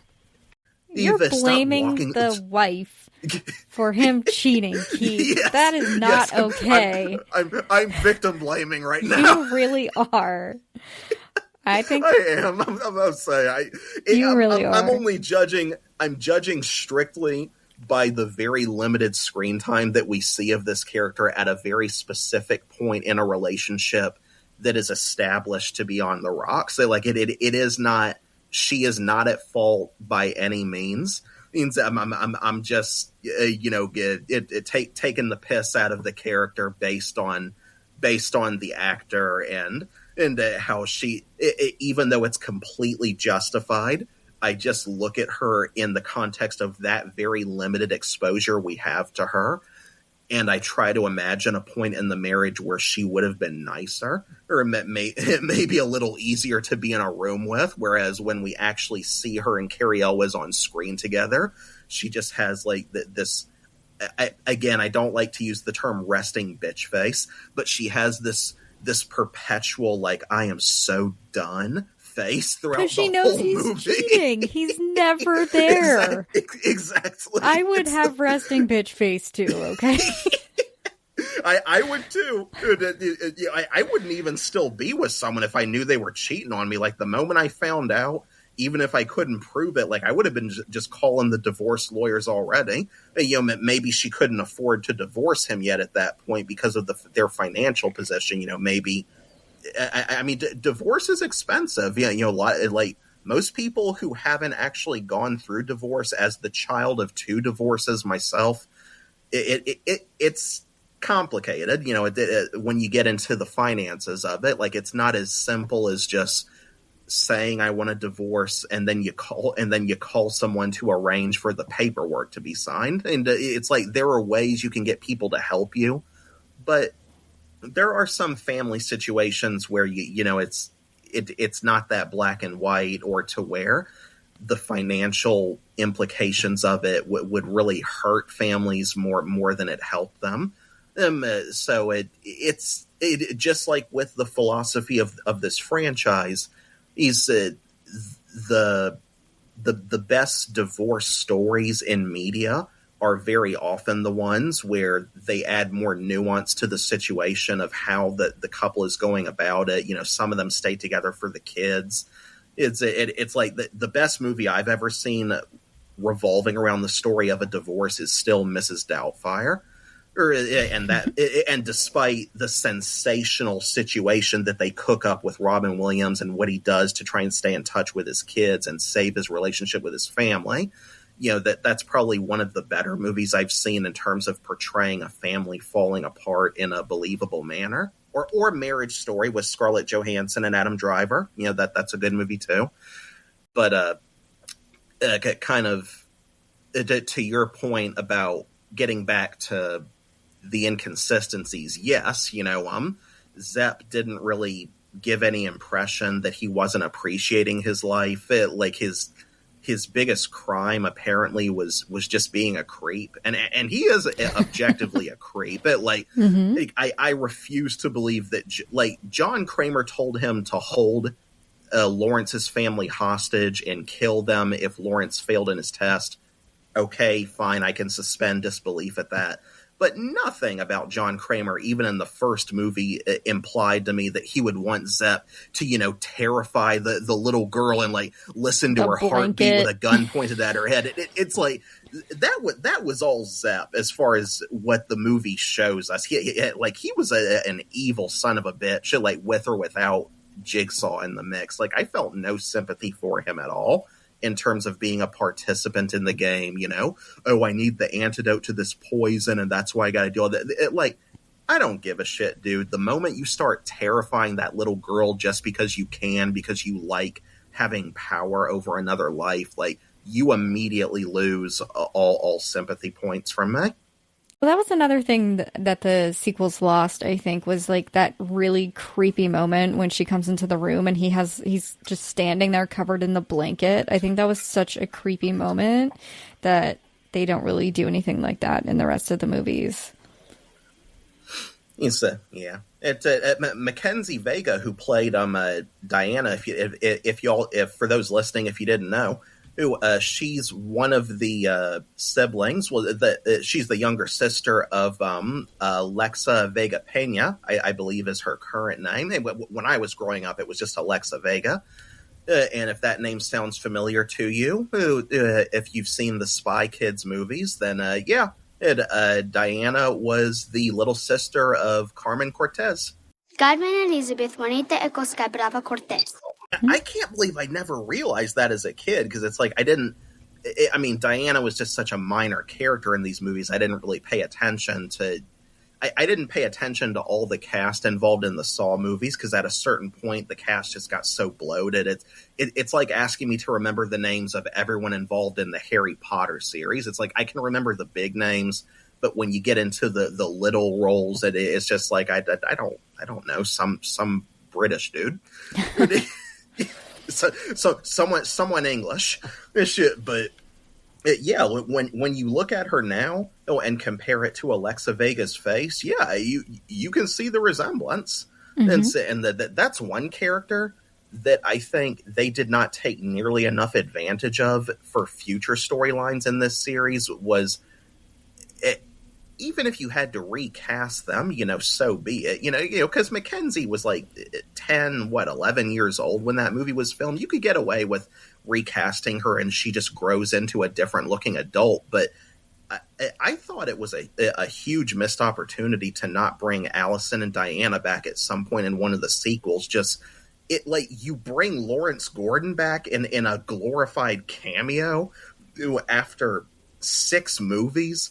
You found a way to get Carrie Elwes back, and you couldn't bring Monica Potter or Mackenzie back just for a scene or two to show how they were affected by all this crazy shit that they went through. Like, the mom and the daughter they go to a neighbor's house, they're presumed to be safe, and then they just disappear out of the story. We see everybody else connected to John Kramer's life, down to the most insignificant people, but we never so much as hear from Allie and Diana again. Lawrence coming back, that's a good point, but Lawrence coming back, really, that retcon really just pissed me off, because I loved him just kind of going off, and in my head he just bled to death somewhere out in that disgusting dirty hallway, and that's how he and Adam died. And I hate the idea that I felt like at the end of the first movie, like you were saying, like he and Adam really connected, and he was like, I'm going to get us help. And even though he kind of snapped a little bit, I think in the flashback they do, like, I forget who, I don't know if it's Jigsaw himself, is it John, or somebody finds him and they're like, oh, here, we'll help you, and like then he's John saves him after he crawls out to that steam pipe and cauterizes his ankle, which could very easily have killed him, by the way. Like, for those of you who don't know, all those times you see people like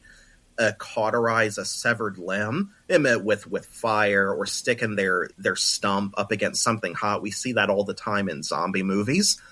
That is nowhere near as effective as movies and TV make it look. Like, it can very easily die from that.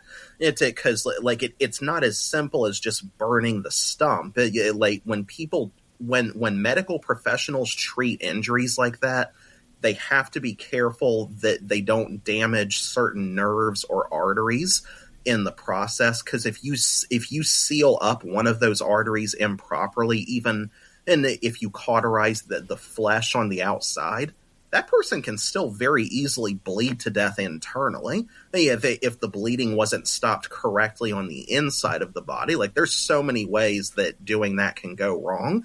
And so I'm not saying, it's not like Lawrence had a lot of options. He was going to bleed out faster if he didn't do something. I'm just saying that for those of you, if you ever see someone dying of blood loss in real life and you think, oh, I'll just take a lighter and heat up something and just like press it up against them like a hot clothes iron. It's like, if there is a medical professional within reach, let them handle it. Do not try to do that shit yourself, because you could very easily kill someone if you do that wrong.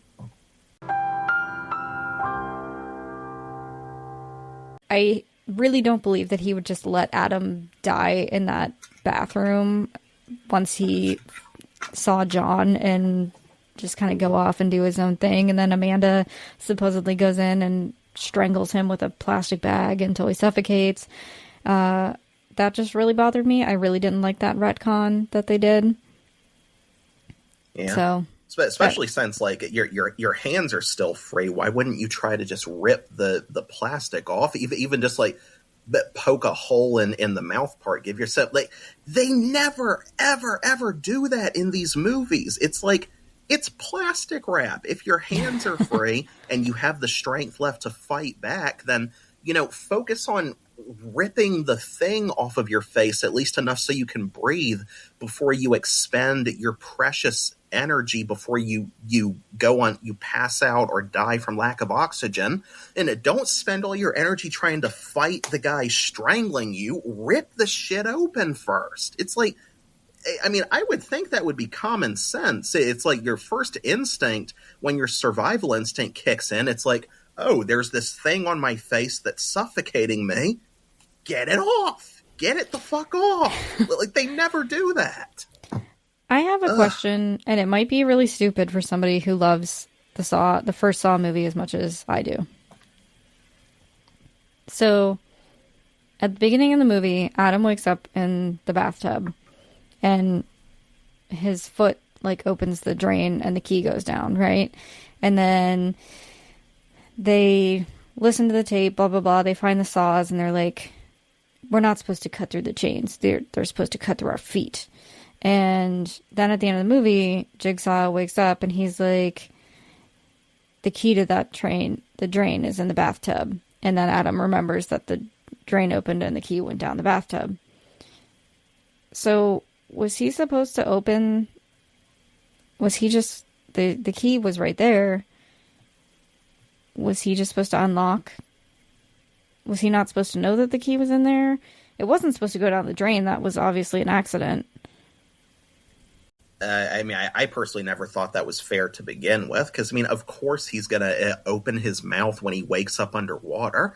Or it's like that he had to have been underwater, unconscious at most, for maybe a few seconds. It's like they have a flashback scene in Saw 3, I think, where John and Amanda are setting up the game, and Leywinell came back as Adam. They couldn't get Carrie back at that point because he was having like salary disputes over how much he was paid for the first film. I believe it was a combination of that and scheduling conflicts. So they had someone else portray his character, and they do that classic trick of like you see his back and the back of his head, but you don't see the face. He said, but that's one thing that a lot of people, criticize about the first film is like, how did Adam not drown from being left underwater for so long? So I'm thinking that flashback makes it look like he was face down in the water for such a long time, or maybe they hadn't started running the water yet. Maybe it was just dripping over time, and then over time the water would get high enough that it would wake him up from instinctive drowning response. But if the key was in his mouth, I'm thinking to myself, how was he not supposed to lose the key down the drain unless he already knew that was there and he caught it before the chain went down? What was he supposed to do? So that to me was just very unfair, or to set them up like that. But if James and Juan and Leywinell were thinking about some kind of fail-safe for that, like maybe the key was attached to a chain that Adam could have pulled it back out of the drain or something. If that was intended, I never saw that chain attached to the key. Hey, like all I remember was seeing it go down the drain, and that was it. Like, you're not going to be able to reach your hand down there. And there was, as far as I could tell, there was nothing in the room that he could use to just stick down there and like snake it out of the drain on like a hook or something. I never completely understood that. I think he was supposed to have access to the key, which opened the locks, and they were never supposed to be able to open the door, but they were supposed to have the saws, which could saw through their feet and not the chains. Yeah. So that part never. I just really... think that could have been set up better. And it seemed kind of like they were setting Adam up to fail or to be left only with the option of, the alternative of cutting your foot off. Because the way they placed that key, I just thought to myself that is a terrible idea if your intention is for him to have a chance of getting the key. You're not really giving him a choice in that if he's not even aware that choice exists, or if that he's going to wake up in a panic underwater. He's not even going to be thinking about a key in that moment. All he's going to be thinking is oh wow, my brain needs oxygen, and he's instinctively going to take himself up out of the water. Like, your body's going to do that whether you consciously want it to or not. So I'm just like, I don't really know what the plan was supposed to be there. Or I don't know. Jigsaw in the first movie is just kind of a dick. He's very obviously a more malicious character compared to how they tried to humanize him so much in the later movies. Which I thought was a mistake personally. I think the character works better when you don't know much about him. He doesn't have this whole convoluted, tragic soap opera surrounding his life. It's like the sequels are very pregnant. Much. It's just like they added so much to his life story that we really didn't need. It's like Saw really is the horror genre's equivalent of a soap opera. Mm-hmm. And just like every soap opera I've ever seen, it gets way too bloated for its own good. They bring way too many characters in. There's all these unnecessary branching storylines, some of which don't make any sense. And they end up retconning shit that happened before, even or retroactively contradicting things, perhaps unintentionally. It's just that was one of the worst things they could have done with this franchise is dragging out, overinflating the character of John Kramer. I think he worked best when we only knew as much about him as we needed to in relation to what the characters exposed to him go through. At most, I think we got as much as we needed to know about him by Saw 3. Everything after the flashback of that car wreck, I knew I had cancer. I was thinking of ending it all. But I lived, and that's what inspired him to test the limits of human survival. That was enough. We didn't need this whole convoluted, tragic, crybaby backstory of my wife lost her child, and then this Norwegian and a con artist tricked me into thinking that she and her medical team could cure my cancer. Out of all the men to cheat, you picked John Kramer? And then there was Cecil and Hoffman, and it's like we didn't need all that other shit, Not. I don't mean to say crybaby in a demeaning way, like going through a miscarriage isn't a horrible thing. Like, I volunteered at a hospital for 5 years. I've discharged families who went through that. It's absolutely soul shattering. But we didn't need all this other shit added on to that, though. It just became so obvious as the films went on that they were just looking for reasons to bring Tobin Bell back, and they had to come up with some justification for him to be included in this news story, on and on and on. And so It just turned into a melodrama. Like, I couldn't even take it seriously by like the 10th film. I don't know. It got boring over time. Like, my investment in the story got weaker and weaker with every half-assed excuse they came up with to reveal one more little nugget of information about Jigsaw having this conversation with someone or setting up this thing that will come into play 7 films later. And here's a new apprentice that it turns out I knew this whole time in the background. Is just like, shut up.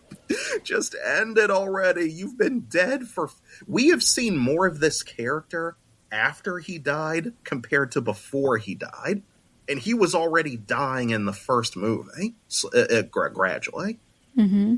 It just got ridiculous. It got cartoonish. Well, I watched a YouTube video of like a huge Saw fan who put everything in chronological order, which obviously I had never seen before because I watched the movies in the order they were released. And I was still confused by the plot, even in chronological order. So I still don't know fully.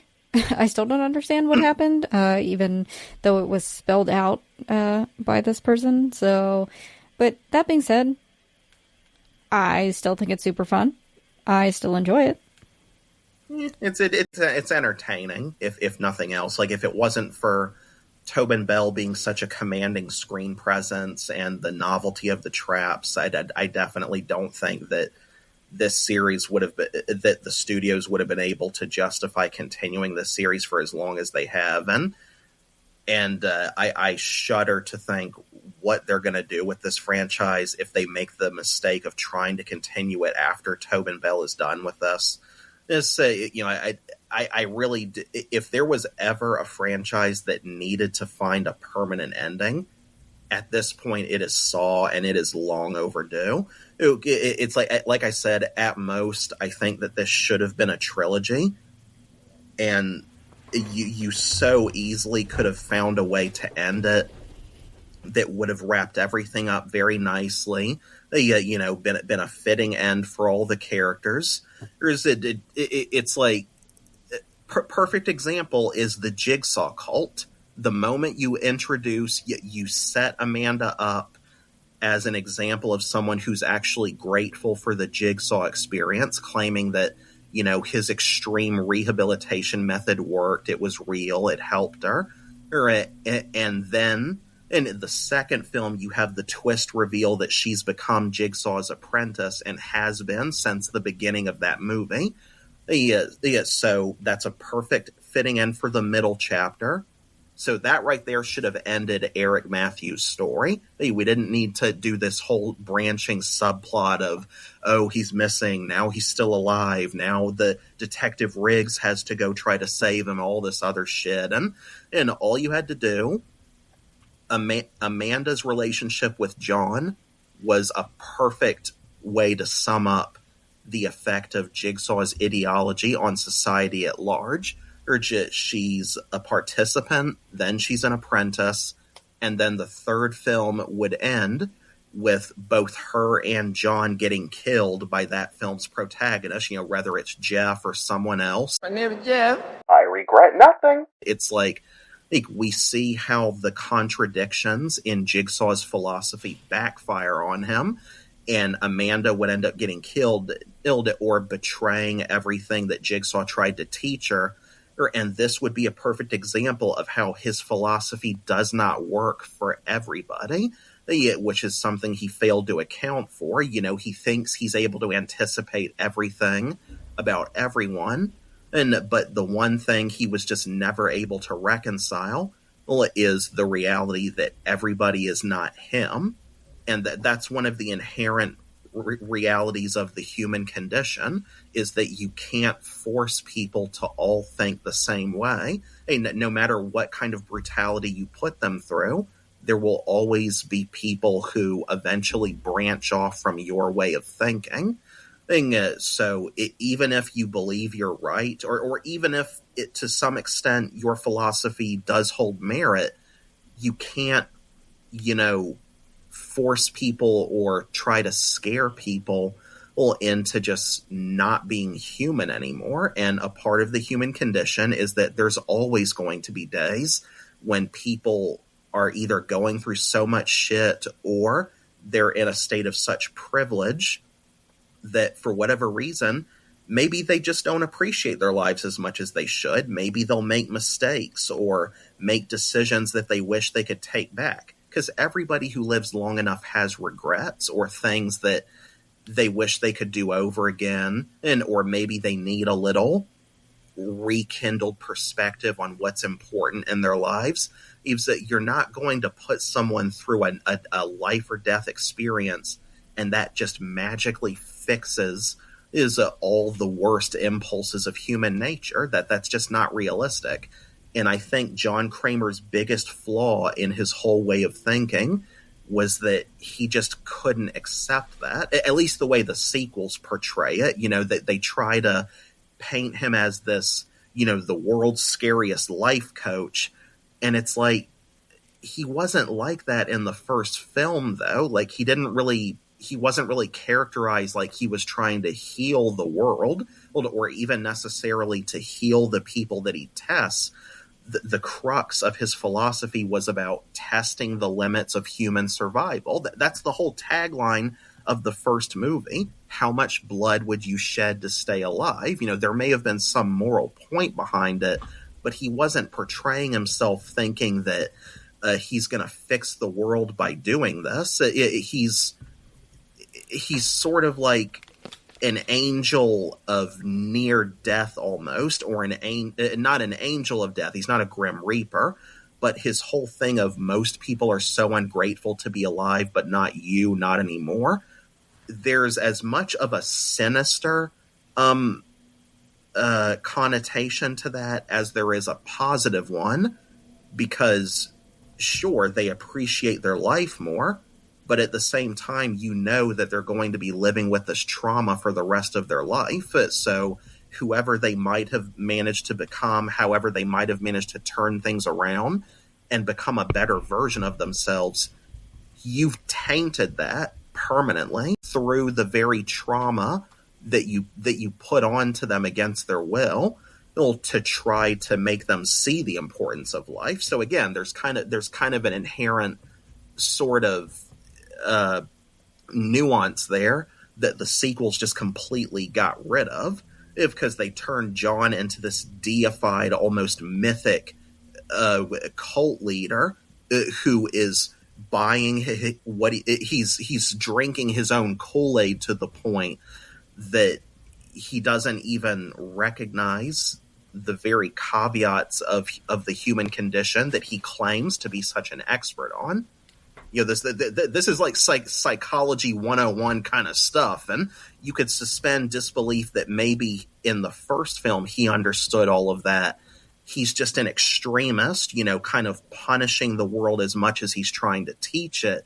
But then in the later films, it's like, oh no, he's not trying to punish. He's trying to heal, to make you see as he sees, and then recruiting people to save as he saves. And it's like, that's not John Kramer. That's what you've turned him into by turning his whole character into this mythic figure, or that just takes his whole philosophy in a different direction.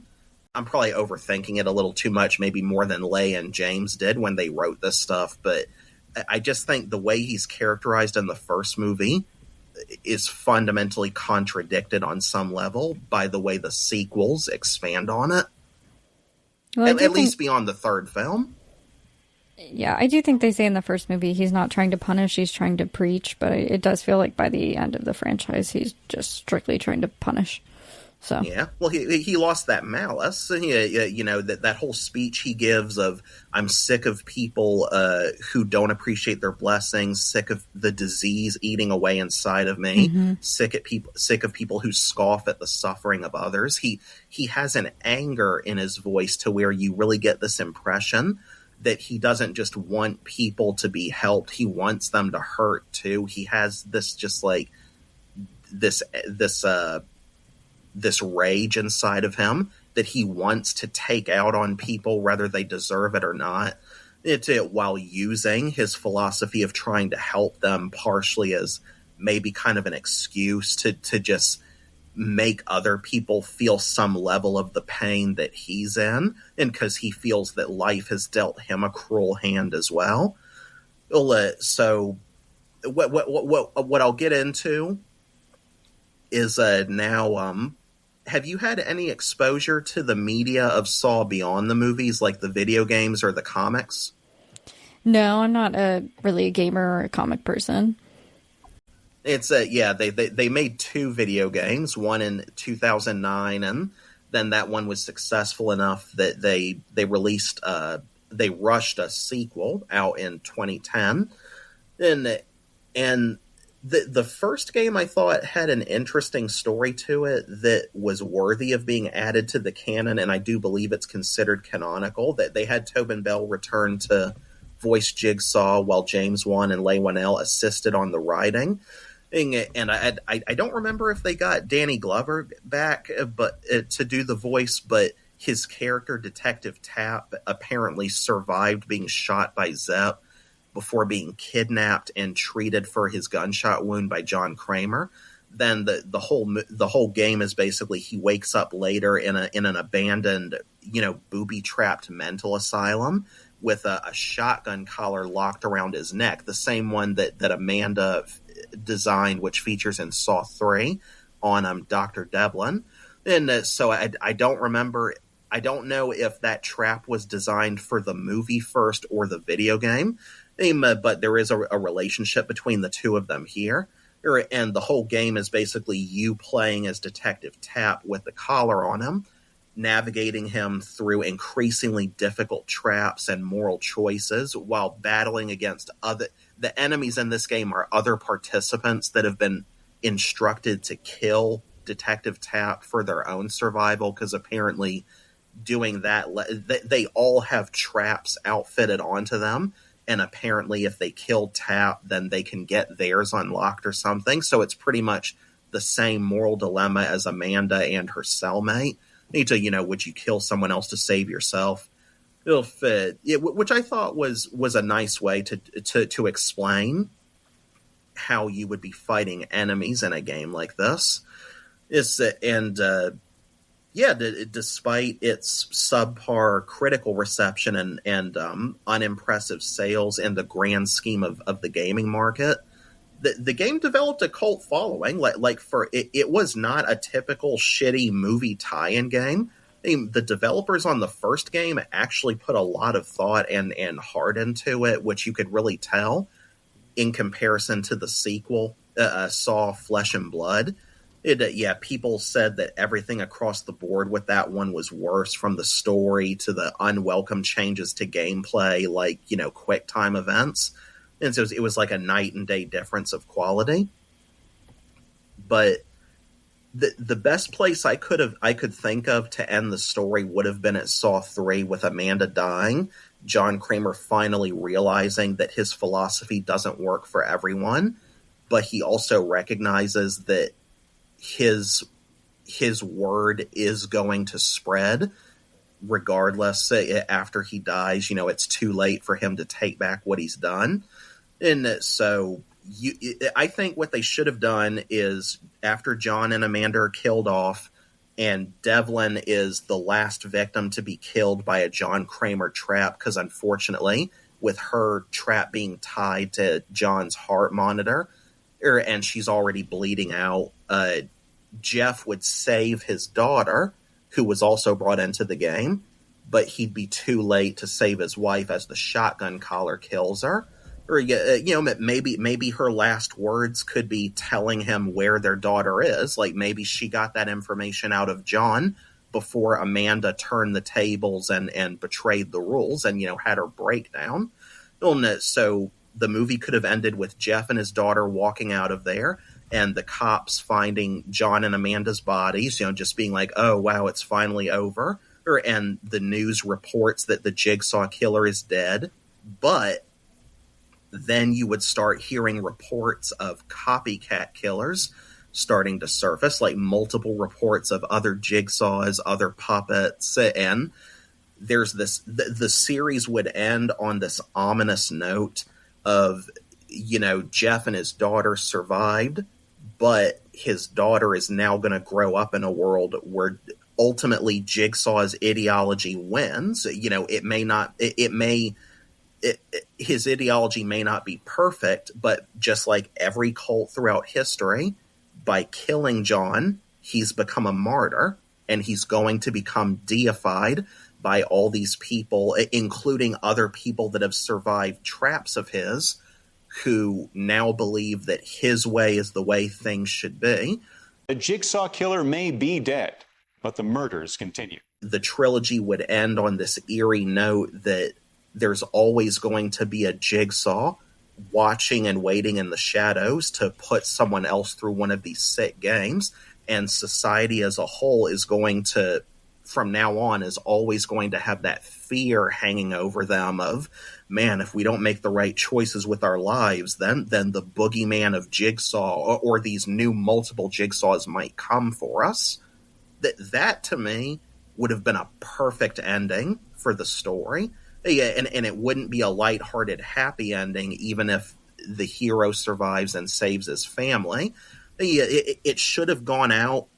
The last tape we ever hear from Jigsaw should have been the one that they pull out of his stomach in the autopsy scene. That the beginning of Saw 4 should have been the ending of Saw 3, where they pull the tape out of his stomach and they play it, and you get the Hello Zepp music playing as the camera just pans out over all the surviving characters and their families and the news report, and then we see the montage of news reports about Jigsaw copycats starting to surface, and you hear Tobin Bell's voice on the tape playing over the music, just like, I promise that my work will continue. That I have ensured. You think it's over just because I'm dead? But I am still among you. It's not over. The games have just begun. And that's how the whole story would have ended. Cut to black. Nothing else after that. That would have been a perfect trilogy to me. That definitely sounds good. It never would have ended. I don't think it's going to end ever. So, but that sounds really good. It's all about the money. So we'll wind this down. I know we've. I don't want to hold you up for too long. We've been talking for 2 hours now. So for those of you who are listening, if you're interested, I thought I'd share a little bit of trivia about the series, and then we'll get to our closing thoughts. So you can tell me if any of this is new information to you, Mary. But so number one, the iconic puppet Billy's first model was built by James Wan himself out of paper mache, clay, cardboard tubes for the stock to like hold the body up in place, and black ping pong balls for those black eyes, those dead eyes, like a doll's eyes. From what I've been able to find, and anyone who knows Saw trivia, please correct me in the comments if I get everything wrong. This is just what I found in my research. The design for Billy was inspired by the puppet featured in 1975's Dario Argento Italian horror classic Deep Red, or Profondo Rosso. James took influence from multiple aspects of the giallo or giallo filmmaking style popular in Italian horror, including for Saw's signature lighting, like that color filter that we see in all the movies. That was all apparently directly inspired from the giallo tropes. Number two, a true crime spree inspired the twist reveal that the assumed villain, watching our lead characters in the bathroom from behind the CCTVs in the first movie, was actually another victim being manipulated by the game's true mastermind. James Wan recounted to Leigh Whannell a story he'd heard in college about a series of home invasions wherein a man broke into people's houses to tickle their children's feet before fleeing. And just there we go, another maniac making society think that everyone with a foot fetish is crazy. This serial tickler was caught, but claimed during the interrogation that he was forced to do this by an unidentified party who sent him instructions written on a jigsaw piece. James didn't remember names or locations to confirm this, as there are apparently many accounts of similar crimes historically being committed. Yeah. Leigh Whannell was he was so disturbed after hearing this that he spent the next few nights sleeping with a hammer beside his bed. Leigh Whannell had the same response for a few nights after James told him the story, except according to him, the hammer was to keep James away. Yeah, Leigh Whannell's a funny guy. It gets better. The mysterious tickler would inspire the character of Zepp Hindle, while 1974's Black Christmas influenced the scene of him hiding in the closet to ambush Diana. Mackenzie Vega was 10 years old, I believe, at the time. And after Saw's success, Leigh Whannell and James Wan received a fan letter with a jigsaw piece inside from an anonymous writer claiming to be the real-life Tickler crimes mastermind. And the writer praised Tobin Bell's performance, only having one note that in real life his hair was darker. Yeah. And they never found out who this guy was. Like, they didn't even know if that was the actual guy or not. It could have just been someone else who was familiar with the story. But that is fucking scary as far as fan mail. Mm-hmm. So number 3, the body in the bathroom with Lawrence and Adam was not a dummy at any point. That was actually Tobin Bell the entire time. To make the illusion as authentic as possible, Tobin actually laid still throughout those scenes with makeup that took an hour to apply every day, and the crew kept having to reapply the blood on his head between shots as it dried over time, which would have obviously resulted in viewers recognizing his face too early. Like, that blood being fresh is part of what, hides Tobin Bell's iconic mug. Like, I think he's a good-looking guy. Some people say that he's ugly. I think his face is very unique, kind of like Benedict Cumberbatch's. But when he was younger, I thought he was he had a striking face to him. I need to look up pictures of when he was younger. I really only know him from Saw, I feel like. Yeah. The youngest I've ever seen him was in a movie where he played an assassin in some kind of courtroom conspiracy drama. I think it was that movie with Denzel Washington and whatever her name is from. I always forget her name for some reason. Pretty Woman with Richard Gere. She's Julia been in Roberts? a ton of stuff. Julia Roberts. Yes, I knew it started with a J. It's that Denzel Washington and Julia Roberts movie, whatever it is. I believe that Tobin Bell played an assassin in that movie working for a crime or a criminal who was trying to cover his tracks so he couldn't be convicted for something. But last thing I'll share is number 4. Cary Elwes accidentally cut into his skin for real while pretending to sever his foot with the dull end of the saw, leaving a small scar on his leg that he reportedly still enjoys showing off to fans all these years later. So, Hey, I do remember hearing those things from all the Saw stuff I used to watch, because I had the world's biggest crush on Leigh Whannell, so anything I could watch or listen to with him. He's not a bad-looking guy either. Or neither is Cary Elwes. They had some heartthrobs in these movies. I'll say that as far as like conventionally attractive male actors. Mm-hmm. So we'll go ahead and wrap up, and I'll ask you, do you have any closing thoughts as far as what your most favorite or least favorite entries in the franchise are, or what you would want from the future of Saw?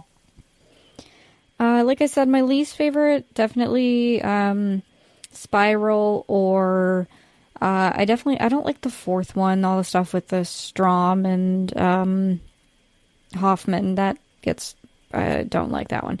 But I generally just enjoy them all as a franchise. I just enjoy it so much, and I appreciate it, and it's just unique to me.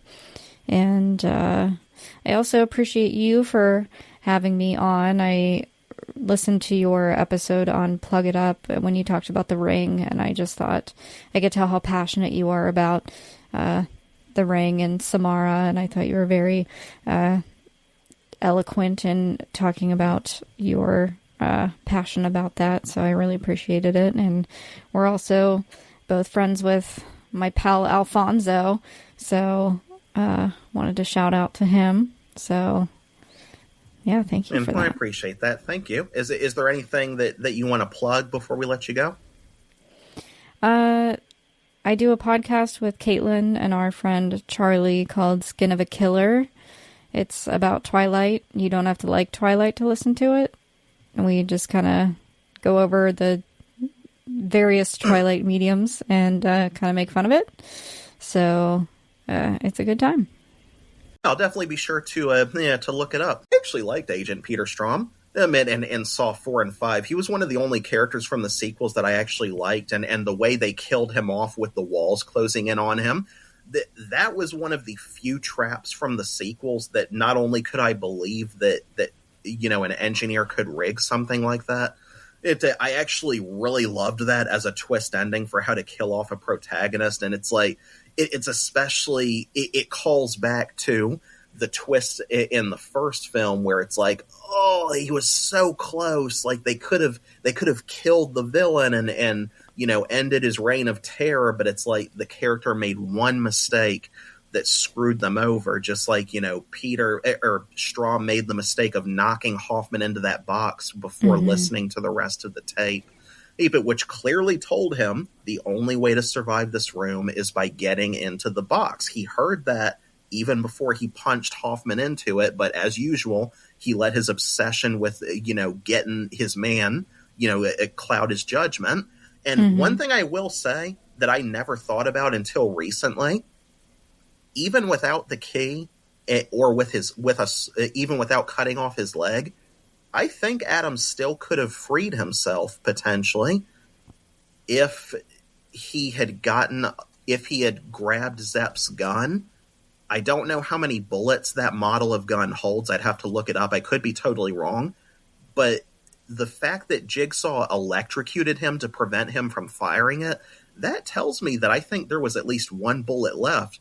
So I think to myself, what if instead of aiming at John, Adam had taken the gun and used it to try to shoot the lock off of his chain? It might not have worked. The bullet could have easily ricocheted. But I think to myself, man, if only he hadn't been so reckless and terrified in that moment, and if he had just thought it through a little more, that was Adam's biggest character flaw the whole movie. Time and again, he didn't think things through. He was the more emotionally driven character, whereas Lawrence didn't, break until later in the story. If he had just thought to himself for a second, wait a minute, I have a gun, why not try to shoot the chain? I think he uses all the bullets. I don't know. I do think he uses all the bullets. I think. And I like Scott Patterson a lot, who plays Strahm. So I don't mind his character. I just, for whatever reason, the fourth movie just doesn't hit with me. So. Yeah. The franchise definitely peaked at the first one, and I said, everything after the third one at most, it just, you could tell that it was starting to go downhill. That had to be good. That had to be kind of a surprise to people seeing them Luke Danes from Gilmore Girls in the Saw franchise. It was the opposite. It was the opposite for me because I was actually introduced to Scott Patterson in Saw 5. I didn't watch Gilmore Girls growing up, but then later when it came to streaming, I binged the whole series. Fantastic show, by the way. That was like a golden age of television. Keith, how have we not been friends before this? You're a Gilmore Girls fan and a horror movie fan. How... And that is going to wrap up what has been one of my favorite episodes of Horror Convos that we've done so far. A big thanks to Mary for joining me today. Hey, this was a blast talking with her. Hopefully we can have her back again at least once this year. In the meantime, comment below. How did you get into Saw? What was the first memory of it that stuck with you? What are your top favorite and least favorite things about the franchise? Have you played the games or read the comics? Do you agree or disagree with any of our takes in particular? Don't be shy with those opinions. Remember, this is more than a podcast. It is a dialogue between horror lovers. Here is your regular reminder that Horror Convos is available to listen to on YouTube and Spotify and Spreaker. If you'd like to be a guest, remember to email us at keithhorrorconvos@yahoo.com. New episodes release every other Wednesday, so please like, subscribe, and hit that notification bell so you never miss when our newest content is uploaded. Until we talk again, game over. Game over. Game over. Game over. Game over. Game over.